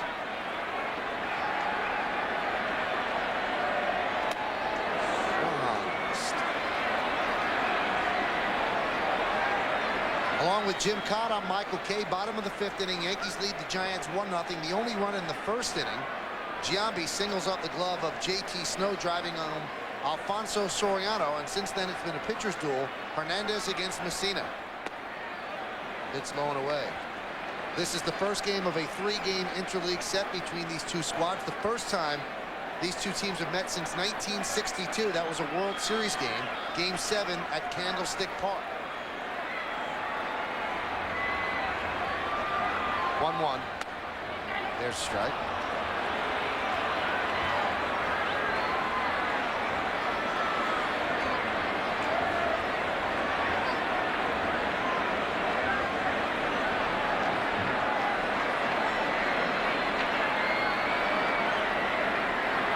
Charles and Dorothy are here. Mr. and Mrs. Jeter. And they see their son pick up his 2nd base hit of the night.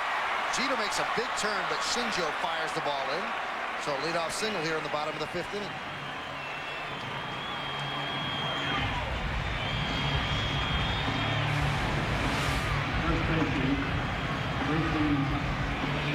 Breaking ball meant to be down and away. That either didn't get down as far as he wanted or didn't have a lot of bite on it.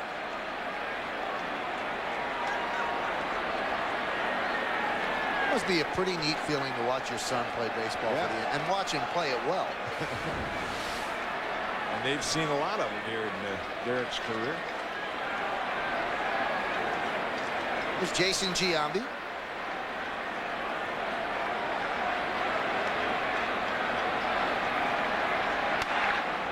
There's a strike. Boy, this is an unusual alignment. Now, with nobody on, of course, they swing Giambi way around, but they still do. This is the old play him to pull on the infield, but play him the other way in the outfield. They leave him a huge gap in right center field.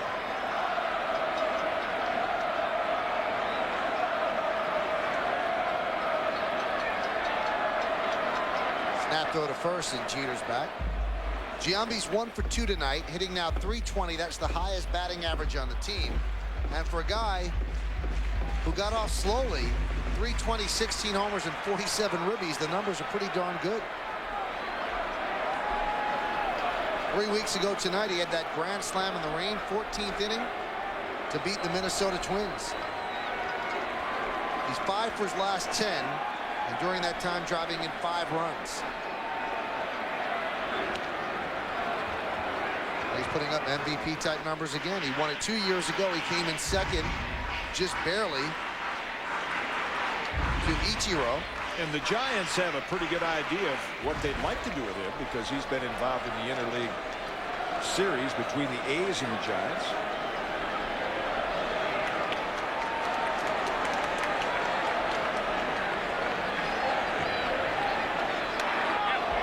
Tied him up, but he checks his swing, and the count 1-1.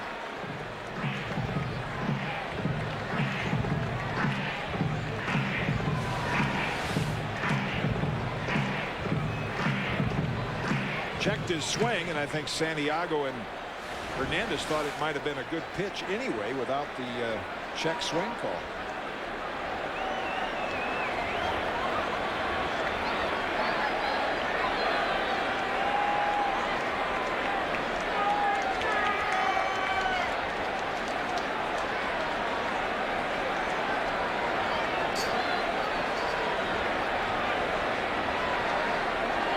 Don't adjust your TV. That's just some snow.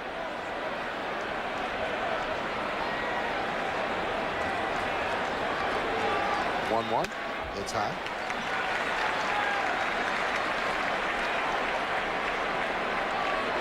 Hernandez's next pitch will be his 100th. That is a lot of pitches. He doesn't have an out in the 5th inning.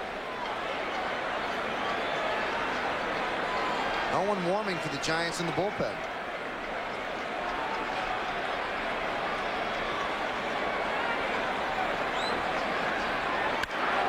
Driven deep to right field. Going back Sanders. On the track, he has room, and he puts it away for the first out of the inning. Just didn't get it as Jeter heads back to first.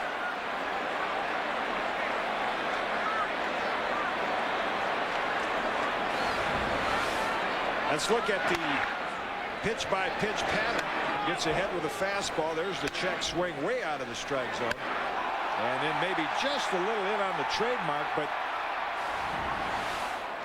tonight I think is one of the first nights I've ever seen with the bat handle out there that we've talked about, the gold bat that Don Mattingly, taught us that it carries the direction, and the knob is actually pointing out, which means the ball would carry, but everything hit to right field tonight has been held up. Some of the infield pop-ups we've seen the infielders run way in on. Pitch to Bernie is fouled away.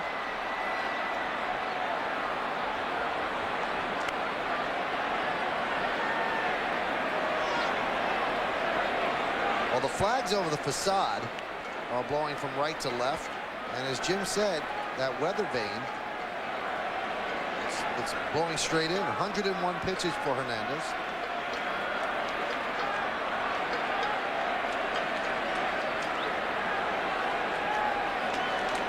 Jeter hardly off the bag when he threw over. Hernandez probably does that from time to time to give himself a little breather, because he's had to work so hard here through the first 4 to 3rd innings. Getting into the Giant bullpen is not a cause for celebration. They have a pretty good pen.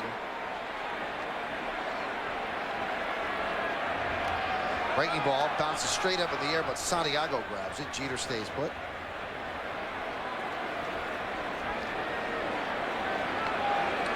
Another running count. Again, it's a rarity this year to see the Yankees run, but this certainly would be. They've left 6 men on base. The Yankees have. They'd have 5 hits. They've certainly had more opportunities than the Giants.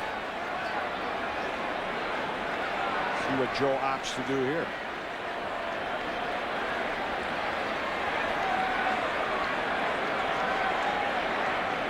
That one's lined, base hit to right field.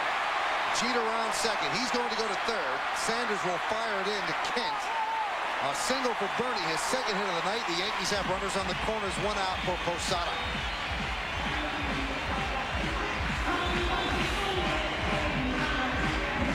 Santiago wanted it in, but it caught too much of the plate. You see Bernie bring the hands in, keep the hands inside the ball, fight it off with that strong upper body. And that certainly should get a call to the San Francisco bullpen. With the high pitch count, first and third, and only one out.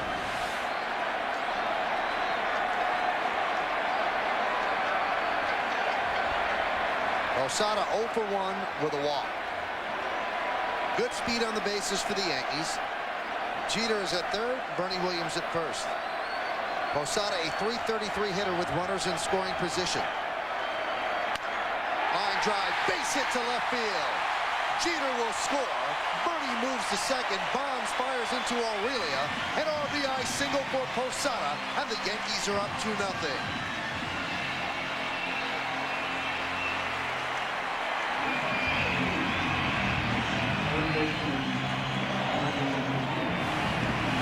That nice hitting by Posada. The pitch is low and away, and that's the direction Posada takes it.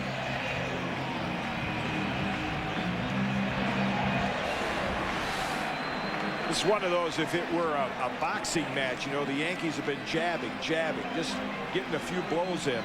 But if a pitcher is ever vulnerable for a knockout punch, it would be right now for Hernandez. Dave Righetti giving him a little breathing room. But when you have thrown this many pitches, and now you get deep into this inning, Ventura coming up for the third time, Hernandez is about as vulnerable to giving up a long ball as a pitcher could be. You saw Righetti jog off, some fans behind the dugout greeting him. Also his number 19, which he wore here with the Yankees. Did you know that Robin Ventura asked for number 19 to honor Dave Righetti? Really? They became very good friends when they were with the White Sox together. Yeah. Okay. Ventura 0 for 1 with a walk. And the pitch is inside. Ventura, while taking batting practice, the Yankees have an indoor batting cage down the right field line. And they have some old promotional items down there. And one of them is a stand-up Dave Righetti poster. And Ventura and Vanderwall got into Righetti's locker today. So when he came in, he was greeted with it. Now it is a deep drive to left center field. Going back, Bonds, and he reaches up and makes the play on the warning track. Great play by Bonds as the Yankee runners retreat. Ventura gave it a ride.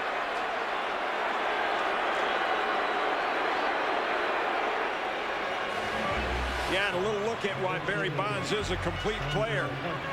He made that look very easy. This is as big a left field as he's ever played. Left field at Yankee Stadium. And Robin Ventura hits it to the deepest part of the ballpark.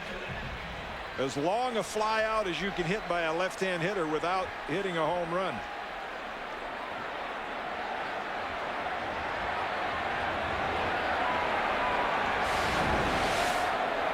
Now he looks like he's happy he's in left field.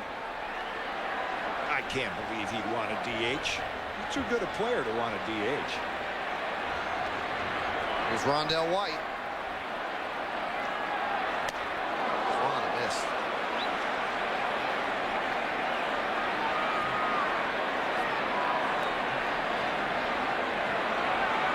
Right-hander is up for the Giants. It's former Yankee Jay Wojtaszek, who's been doing a very good job out of that bullpen for the Giants. Check swing, blooper to Kent, and that will do it here in the fifth. Yankees get another run, 1 run, 3 hits, no errors, and 2 left. Coming up in the 6th inning for the Giants, Bell, Aurelia, and Bonds. Insurance run for the Yankees. Ladies and gentlemen, here's tonight's starting lineup on the Yes Network, the home of champions. Due to time constraints, we move ahead now to the top of the 7th. We go to the 7th inning here at Yankee Stadium. The Yankees lead the Giants 2-0. It is a big, big weekend in New York. The Yankee games and the Belmont tomorrow. We're joined by the governor of New York, George Pataki. Thanks for coming by. Good being here tonight. You know, I've never seen the Giants play in person before. I've seen them on TV, obviously, but this is the first time. Of course, they haven't been here in 40 years, so that's one of the reasons. Now, the governor, Jim, is a huge baseball fan. Yes, and horse racing fan. I see him at the track at Saratoga. Well, everybody's going to be at the Belmont tomorrow, and it should be a very exciting day. But this is just an incredible night tonight for baseball. This is what's good about interleague play. It is great. 55,000 people, and the Yankees, of course, are beating the Giants, so that's what it's all about. Benito Santiago leads off. He looked at the first pitch out of the strike zone, so they count 1-0. 55,000 people have jammed their way into Yankee Stadium. All 3 games sold out. And as we mentioned, tomorrow the Belmont War Emblem goes for the Triple Crown. They expect about 90,000 there. Grounded foul. That's a lot of tax money into the state. It's a great thing. And then next weekend we got the U.S. Open at a public course on Long Island. So this is a great period for sports here in New York.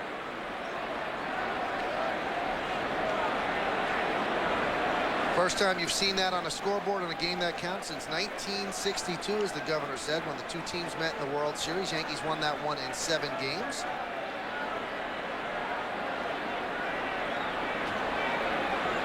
And the 1-1 pitch to Santiago. Grounded up the middle. Soriano tries the backhand, can't come up with the ball, so Santiago reaches.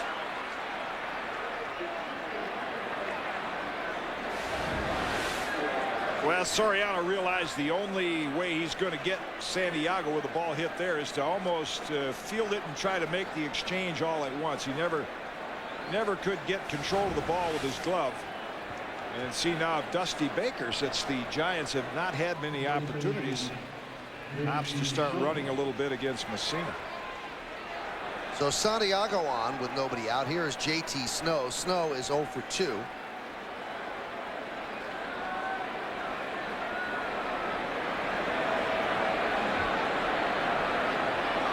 And the pitch outside. Obviously, Governor, this state and this city went through so much after September 11th. What is the state of the state right now? And Mike, I'll tell you, this city is vibrant and exciting. The state is full of energy, and it's not just tonight at the stadium with 55,000 people. You go to Lower Manhattan, you sense the excitement, you sense the optimism, and I've never seen New Yorkers as unified today, still as we have been since September 11th. That's a line drive up the middle. A base hit for Snow. Moving to second is Santiago. Williams fields and flips it into Jeter. So successive singles to open up the inning, and the Giants have themselves a threat. First and second, nobody out. Bullpen getting ready. Stanton and Carsey and Mel Stottlemyre make a trip to the mound to buy a little time for him. Interesting to see what Dusty Baker opts to do here down near the bottom of the lineup, whether he bunts or not. We're talking about that 62 World Series. It's almost like a lot of major events that happen, even though that was minor in terms of world events. But I'll never forget where I was. I was out playing in the instructional league at a stop, pulling into up to a stop sign in Clearwater, Florida, when McCovey hit that line drive at Bobby Richardson. I remember that line drive so well, and I was terrified when it was hit. Here's a look at it. Bases loaded, and Michael pointed out early, McCovey was surprised that the Yankees played him there, and that was a pitching series. There were only 41 runs scored in 7 games in the entire series.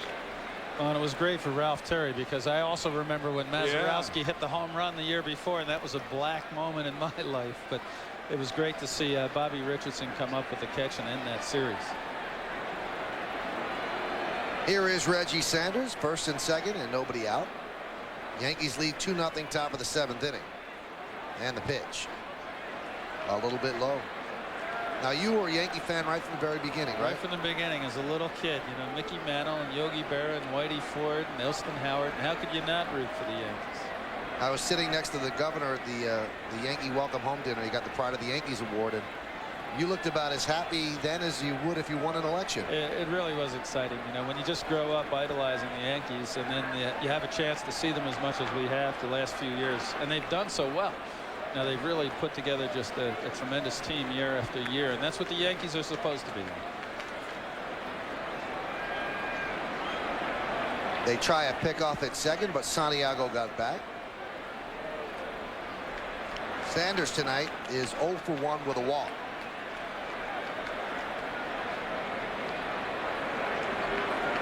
And the 1-0. A little bit inside, 2-0. Now next week, more tax money coming in. Yankees Mets. Yankees Mets. Will you be there for that? I hope I can make it. I'm not sure, but it's always just a tremendous event. Now this is great television when the baseball games get close, but I prefer it if we'd have a triple play here and the Yankees would be in solid shape. The 2-0. There's a strike. Now, we had a mayor here in New York City that didn't care about who he rooted for. He very clearly said to the Mets, I'm a Yankee fan. Do you have to? Absolutely. Yeah? Yeah, Rudy was the #1 Yankee fan and probably still is. He loves the Yankees the same way I do. And it was a little tough when we had the Subway Series, but Rudy and I both were Yankee fans. I actually went to Shea Stadium with a Yankee hat. That's gutsy. Well, swung and a miss, the count 2-2.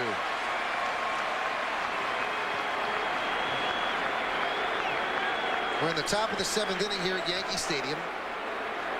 The Giants are threatening against Messina. Yankees lead 2-0, but the Giants have Santiago on second, JT Snow at first. Zimmer and Torrey trying to talk their way out of this one. And the Yankee bullpen getting ready. Parsay and Stanton.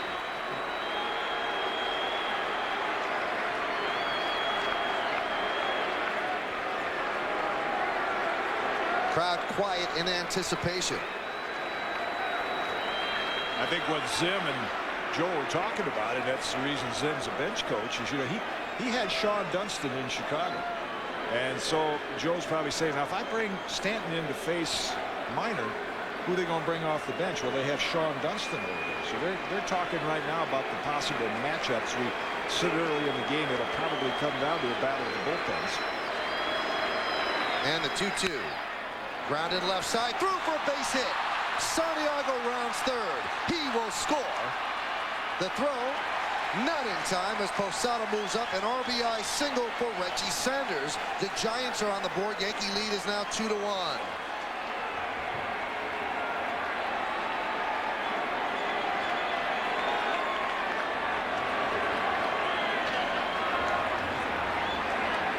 And here's Joe Torre. Well, not hit particularly hard, but in a good spot. The breaking ball got a little too much of the plate from Messina's standpoint. Jeter makes a nice effort, and of course Sonny Jackson, the third base coach, knows Rondell White from the National League. He does not have a strong throwing arm. Well, that'll do it for Messina. 98 pitches. We thank the governor for stopping by. Thanks so much, and we'll see you soon. See you, Michael. We'll come back with the matchup after this. Roger Clemens watching every sequence, every at-bat. He will pitch on Sunday against the Giants. But that Sunday, right now, the Yankees are in a jam. They bring in Mike Stanton with runners on first and second, nobody out. There's what Mike has done. 28 games, 29 and 2/3 innings, less than a hit per inning, only 2 home runs with 9 walks and 20 strikeouts. And Dusty Baker will go to his bench for the aforementioned veteran Sean Dunston.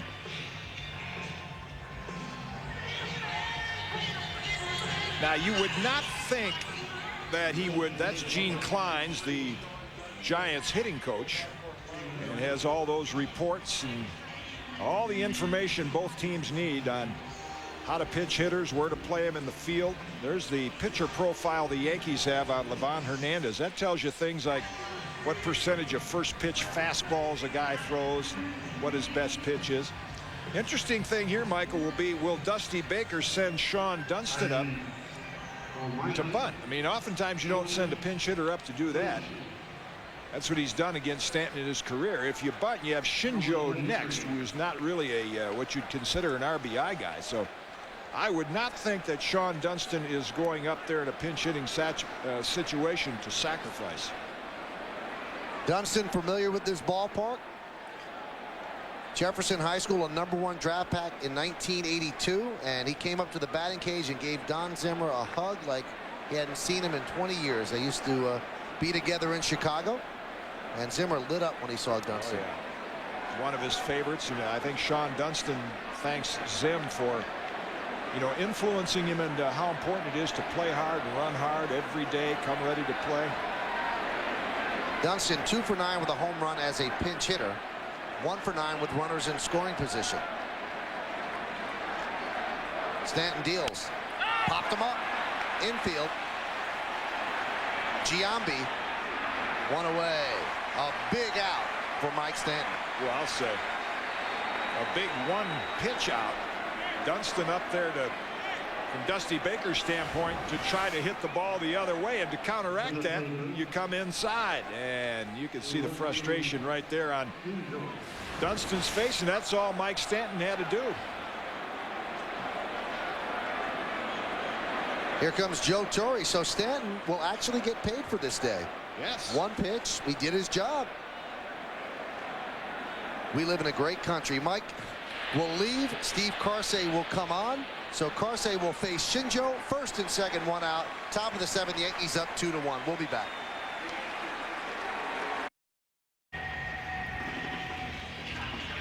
Well, the Yankees go to their third pitcher of the inning, Steve Karsay, as the crowd of 55,000 and 53 look on. A little chilly for those ice cream bars. I wondered whether Dusty Baker might go to his bench. He's got Marvin Bernard, and Tom Goodwin's more of a slap hitter runner, but he's going to stay with Shinjo. You find yourself becoming a fan in games like this and looking ahead to what might be. And if Karsay were to get out of this inning, that's what Steve's done on the year. 31 hits, 10 walks, only one home run, almost a strikeout an inning. He's got 3 pitches he can put you away with: fastball, curve, and split. But in the 8th inning, it could come down to a 1-run lead, and Mariano Rivera will come in to face Barry Bonds, which I think is what everybody, even the players on both teams, are looking forward to that matchup. I'll sign up for that right now. So Shinjo will hit.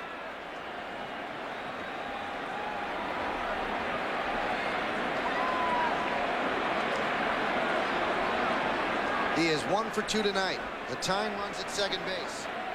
JT Snow, Reggie Sanders at first. Yankees lead 2-1, top of the 7th inning.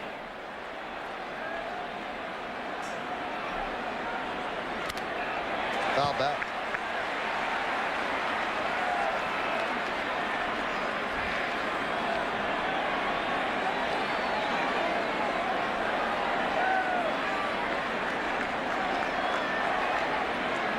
Torre has really gained a lot of confidence in Karsay as the season has moved on. Coming out of spring training, he wasn't quite sure how to use him, how he trusted him.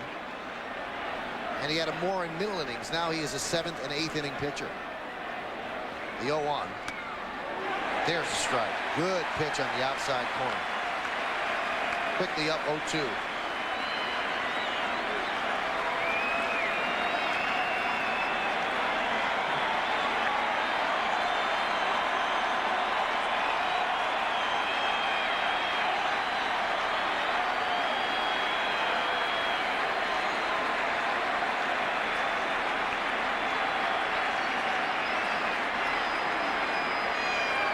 Shinjo steps out. Mike Messina pitched beautifully and then gave up 3 straight singles here in the 7th inning. And Joe Torre has gone to the bullpen. The 0-2. Popped up, right side. Giambi right there. 2-way.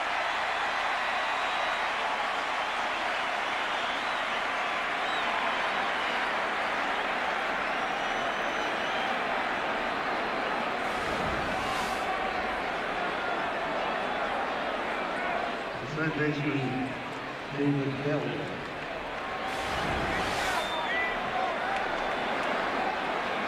That leaves it up to David Bell. Bell's 1 for 3. Struck out first, popped to second, third, single to right center in the 6th.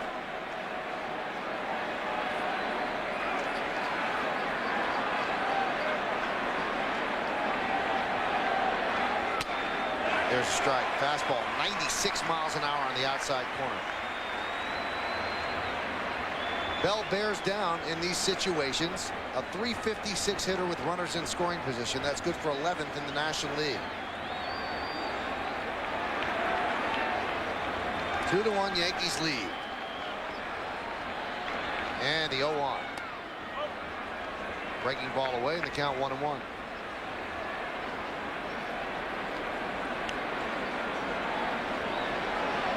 Mentioned Bell's numbers with runners in scoring position, and what he does in situations like this is he'll take it the other way. We have not seen Juan Rivera's throwing arm yet. We know he has a good one, but he becomes a major player here because it's short right field in Yankee Stadium, and Bell might try to take a pitch that direction.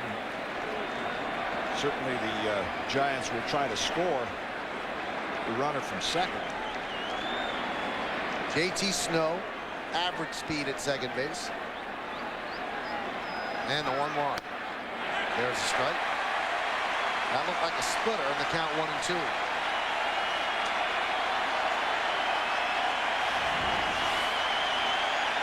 And that's what it was.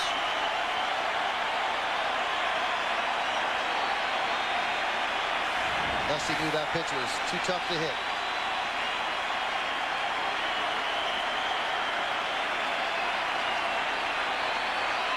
And the 1-2. Foul back.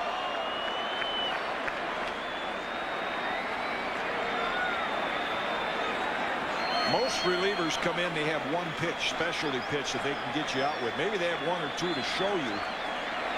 But very few pitchers have 3 put-away pitches coming out of the bullpen like Carce. He can blow the fastball past you, outstanding curve, and the splitter.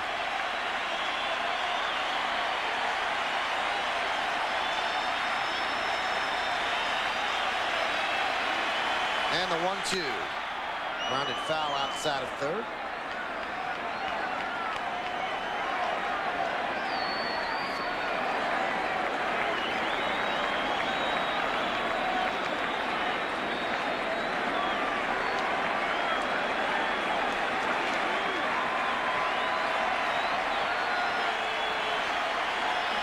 Livan Hernandez would like to be wiped away from the lost side.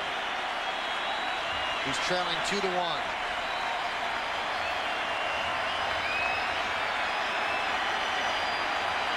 And the 1-2. Hit sharply right at Soriano. And Carce works out of trouble. Great job by the Yankee bullpen. 1 run on 3 hits, no errors, and 2 men left. At the end of 6.5, get up and stretch. And also, let's listen to Bob Shepard on the stadium public address system. Metallica's Enter Sandman signals Mariano Rivera coming in. But first, let's take a look at the Continental play of the game. Brought to you by Continental Airlines. Work hard, fly right. Continental Airlines, the official airline of the New York Yankees. Yeah, there's been a couple plays in tonight's game. Anytime you have a 2-1 game with 15 hits, it's plays like this that might make the difference. A ball that got away from Posada, he recovered, made a nice flip to Messina, and quick hands by Messina to catch the ball and make the tag. That bases were loaded with 2 out at the time. Numbers on Mariano. Just 17 hits and 7 walks. It's a base runner per inning and 22 strikeouts. A great combination of power and control. Top closer in the postseason ever, the great cutter, and we'll see if he breaks JT Snow's bat. He usually, any of those left-hand hitters, we'll see during this series if he gets a chance. Barry Bonds doesn't break many bats if he gets a chance to do that. Rivera, 17 of 19 in saves, and he faces JT Snow. Pitch is inside. This year, Mariano was allowed just 1 home run. You might remember it. It was against Shea Hillenbrand, a game the Red Sox won. And that was at Fenway Park. The 1-0. Broken bat. Foul ball. Well, there's one tree. And you see the bat boys know. That's one of the things the league has encouraged bat boys to do, but particularly with Mariano, they're ready. They probably have 3 or 4 of them in their hand when he's pitching. See, now as soon as JT Snow gets in the box, that bat boy has already got another one. You could break 3 in an at bat against him. I'm surprised that conservationists do not pick at Rivera. You know how many trees he's killing?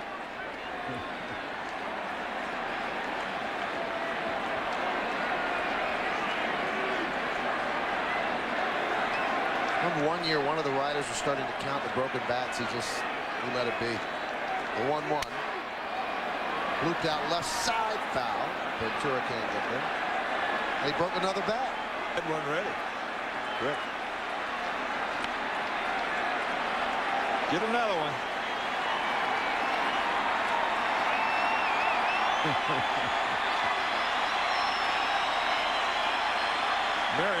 break them faster than he can find them. He can't find another. Now he's got it. And the 1-2. Didn't break that one. Swung on and missed one away. Got to hit it to break it. And here's a look at today's Dodge player of the game. Dodge gets somewhere. Grab life by the horns. Dodge, the player of the game is Mike Messina, as well as making that great play. Mike struck out Barry Bonds. Held the Giants to 1 run. Got a good relief pitching so far from Stanton and Karsay. Reggie Sanders swings and misses in the count. 0-1.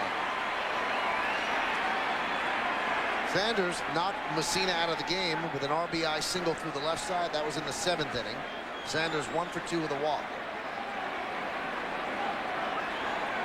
They had to mount a little bit of a rally for Rivera to face Bonds tonight.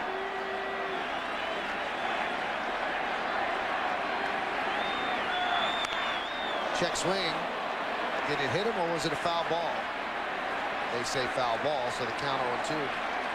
If you count Sanders, Bonds 6 batters away.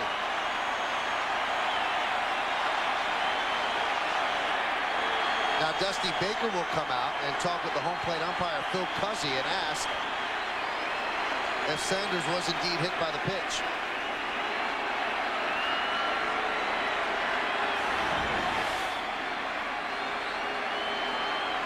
See Reggie trying to get the hands out of the way, and it actually hit the knob of the bat. Still stung his hand, but the ball hit the knob of the bat.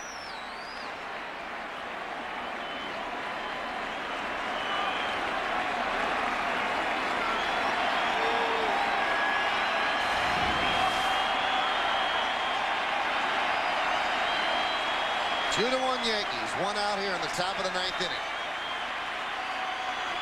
And the 0-2. Foul back, just stays alive. You can see the right-handers have better swings than the lefties. That was a good swing right there by Reggie Sanders. That ball right out over the plate. The cutter breaking away from the righties. Right there, breaks out actually toward the barrel of the bat. Breaks that way just slightly, and Sanders had a good rip at it.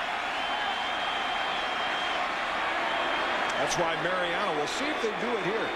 A very unique pitch, righty to righty. He'll throw the ball at the hitter and catch the inside corner.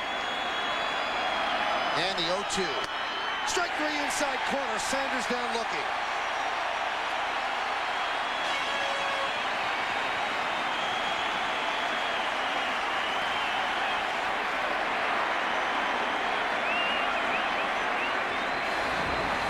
See, Posada sets up inside, and right-hand hitters just do not see this pitch very often. A cutter that comes at them, freezes him, and then hits the inside corner.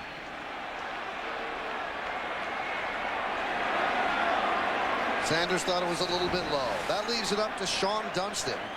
Dunston pinch hit against Mike Stanton in the 7th inning. 1 pitch, he popped out to Giambi. The last hope for the Giants. They trail 2-1. 2 outs in the 9th, and the pitch to Dunston. Inside, he jumps away from the fastball. The count 1-0. Dunston 3 for 31 this year against right-handed pitching. 0.97. Sean Dunston was the first player picked in the 1982 draft ahead of Doc Gooden. And they asked Whitey Herzog, farm director at the time, why, and he said because Dunston had a better arm. The 1-0. Foul back.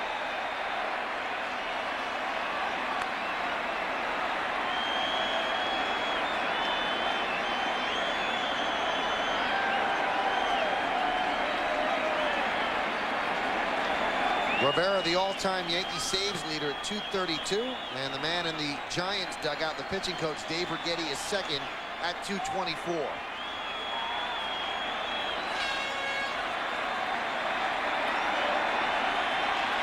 And the 1-1.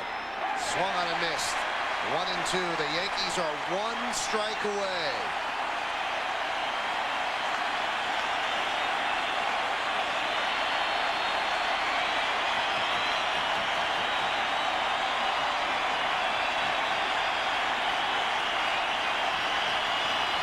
2-7-0 for the Yankees. 1-8-1 for the Giants. Top of the ninth inning. A sellout crowd on hand. Dunston digs in. Rivera peers in. And the 1-2. Check this swing and a high fastball. They'll do it again. The count levels.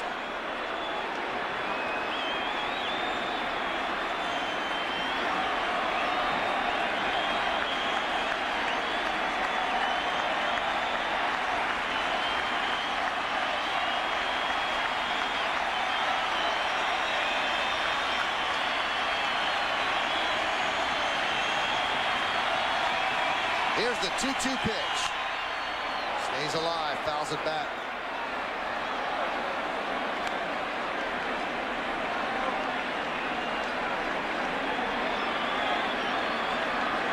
This game with a little bit of a playoff feel to it. Big crowd, a little bit of a chill in the air. Two very good teams going at each other. Two good efforts by the starting pitchers, and the bullpen takes over. Here's the 2-2. Upstairs, 3-2.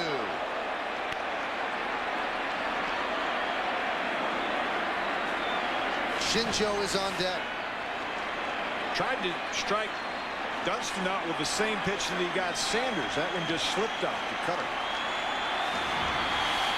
The 3-2. Sky to short center field. Coming on, Bernie Williams. Going back is Soriano. He makes the play, and the Yankees win the game 2-1. Rivera comes on to pitch a 1-2-3 ninth inning. He nails it down, and the Yankees start the series with a 2-1 win. Well, some great plays in the field. That one capped it off. Ironically, the Yankees scored a run with the help of a giant error in the first inning, and the Giants are the best team in the National League. They give up the fewest unearned runs, and a terrific play to end the game over the shoulder catch by Soriano.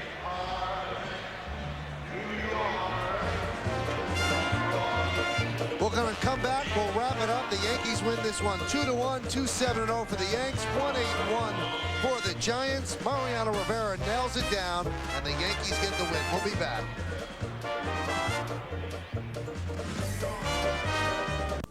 A sellout crowd here at Yankee Stadium saw a thrilling interleague game with the Yankees beating the Giants 2-1. We thank you for watching. Special thanks to producer Kevin Smolin, director John Moore, and executive producer John Filippelli. Our next New York Yankees game is Sunday at 1 p.m. Jim Cobb, Bobby Mercer, and I will call all the action right here on Yes beginning at 1 p.m. That's right, the day starts with the Yankees pregame show with Fred Hickman, Susan Waldman, and Paul O'Neill, and that begins at 12 noon. For more on the Yes Network, go to yesnetwork.com. For Jim Cott, I'm Michael Kay, saying so long from Yankee Stadium, where the final score, the New York Yankees 2 and the San Francisco Giants 1. Have a good night, everybody.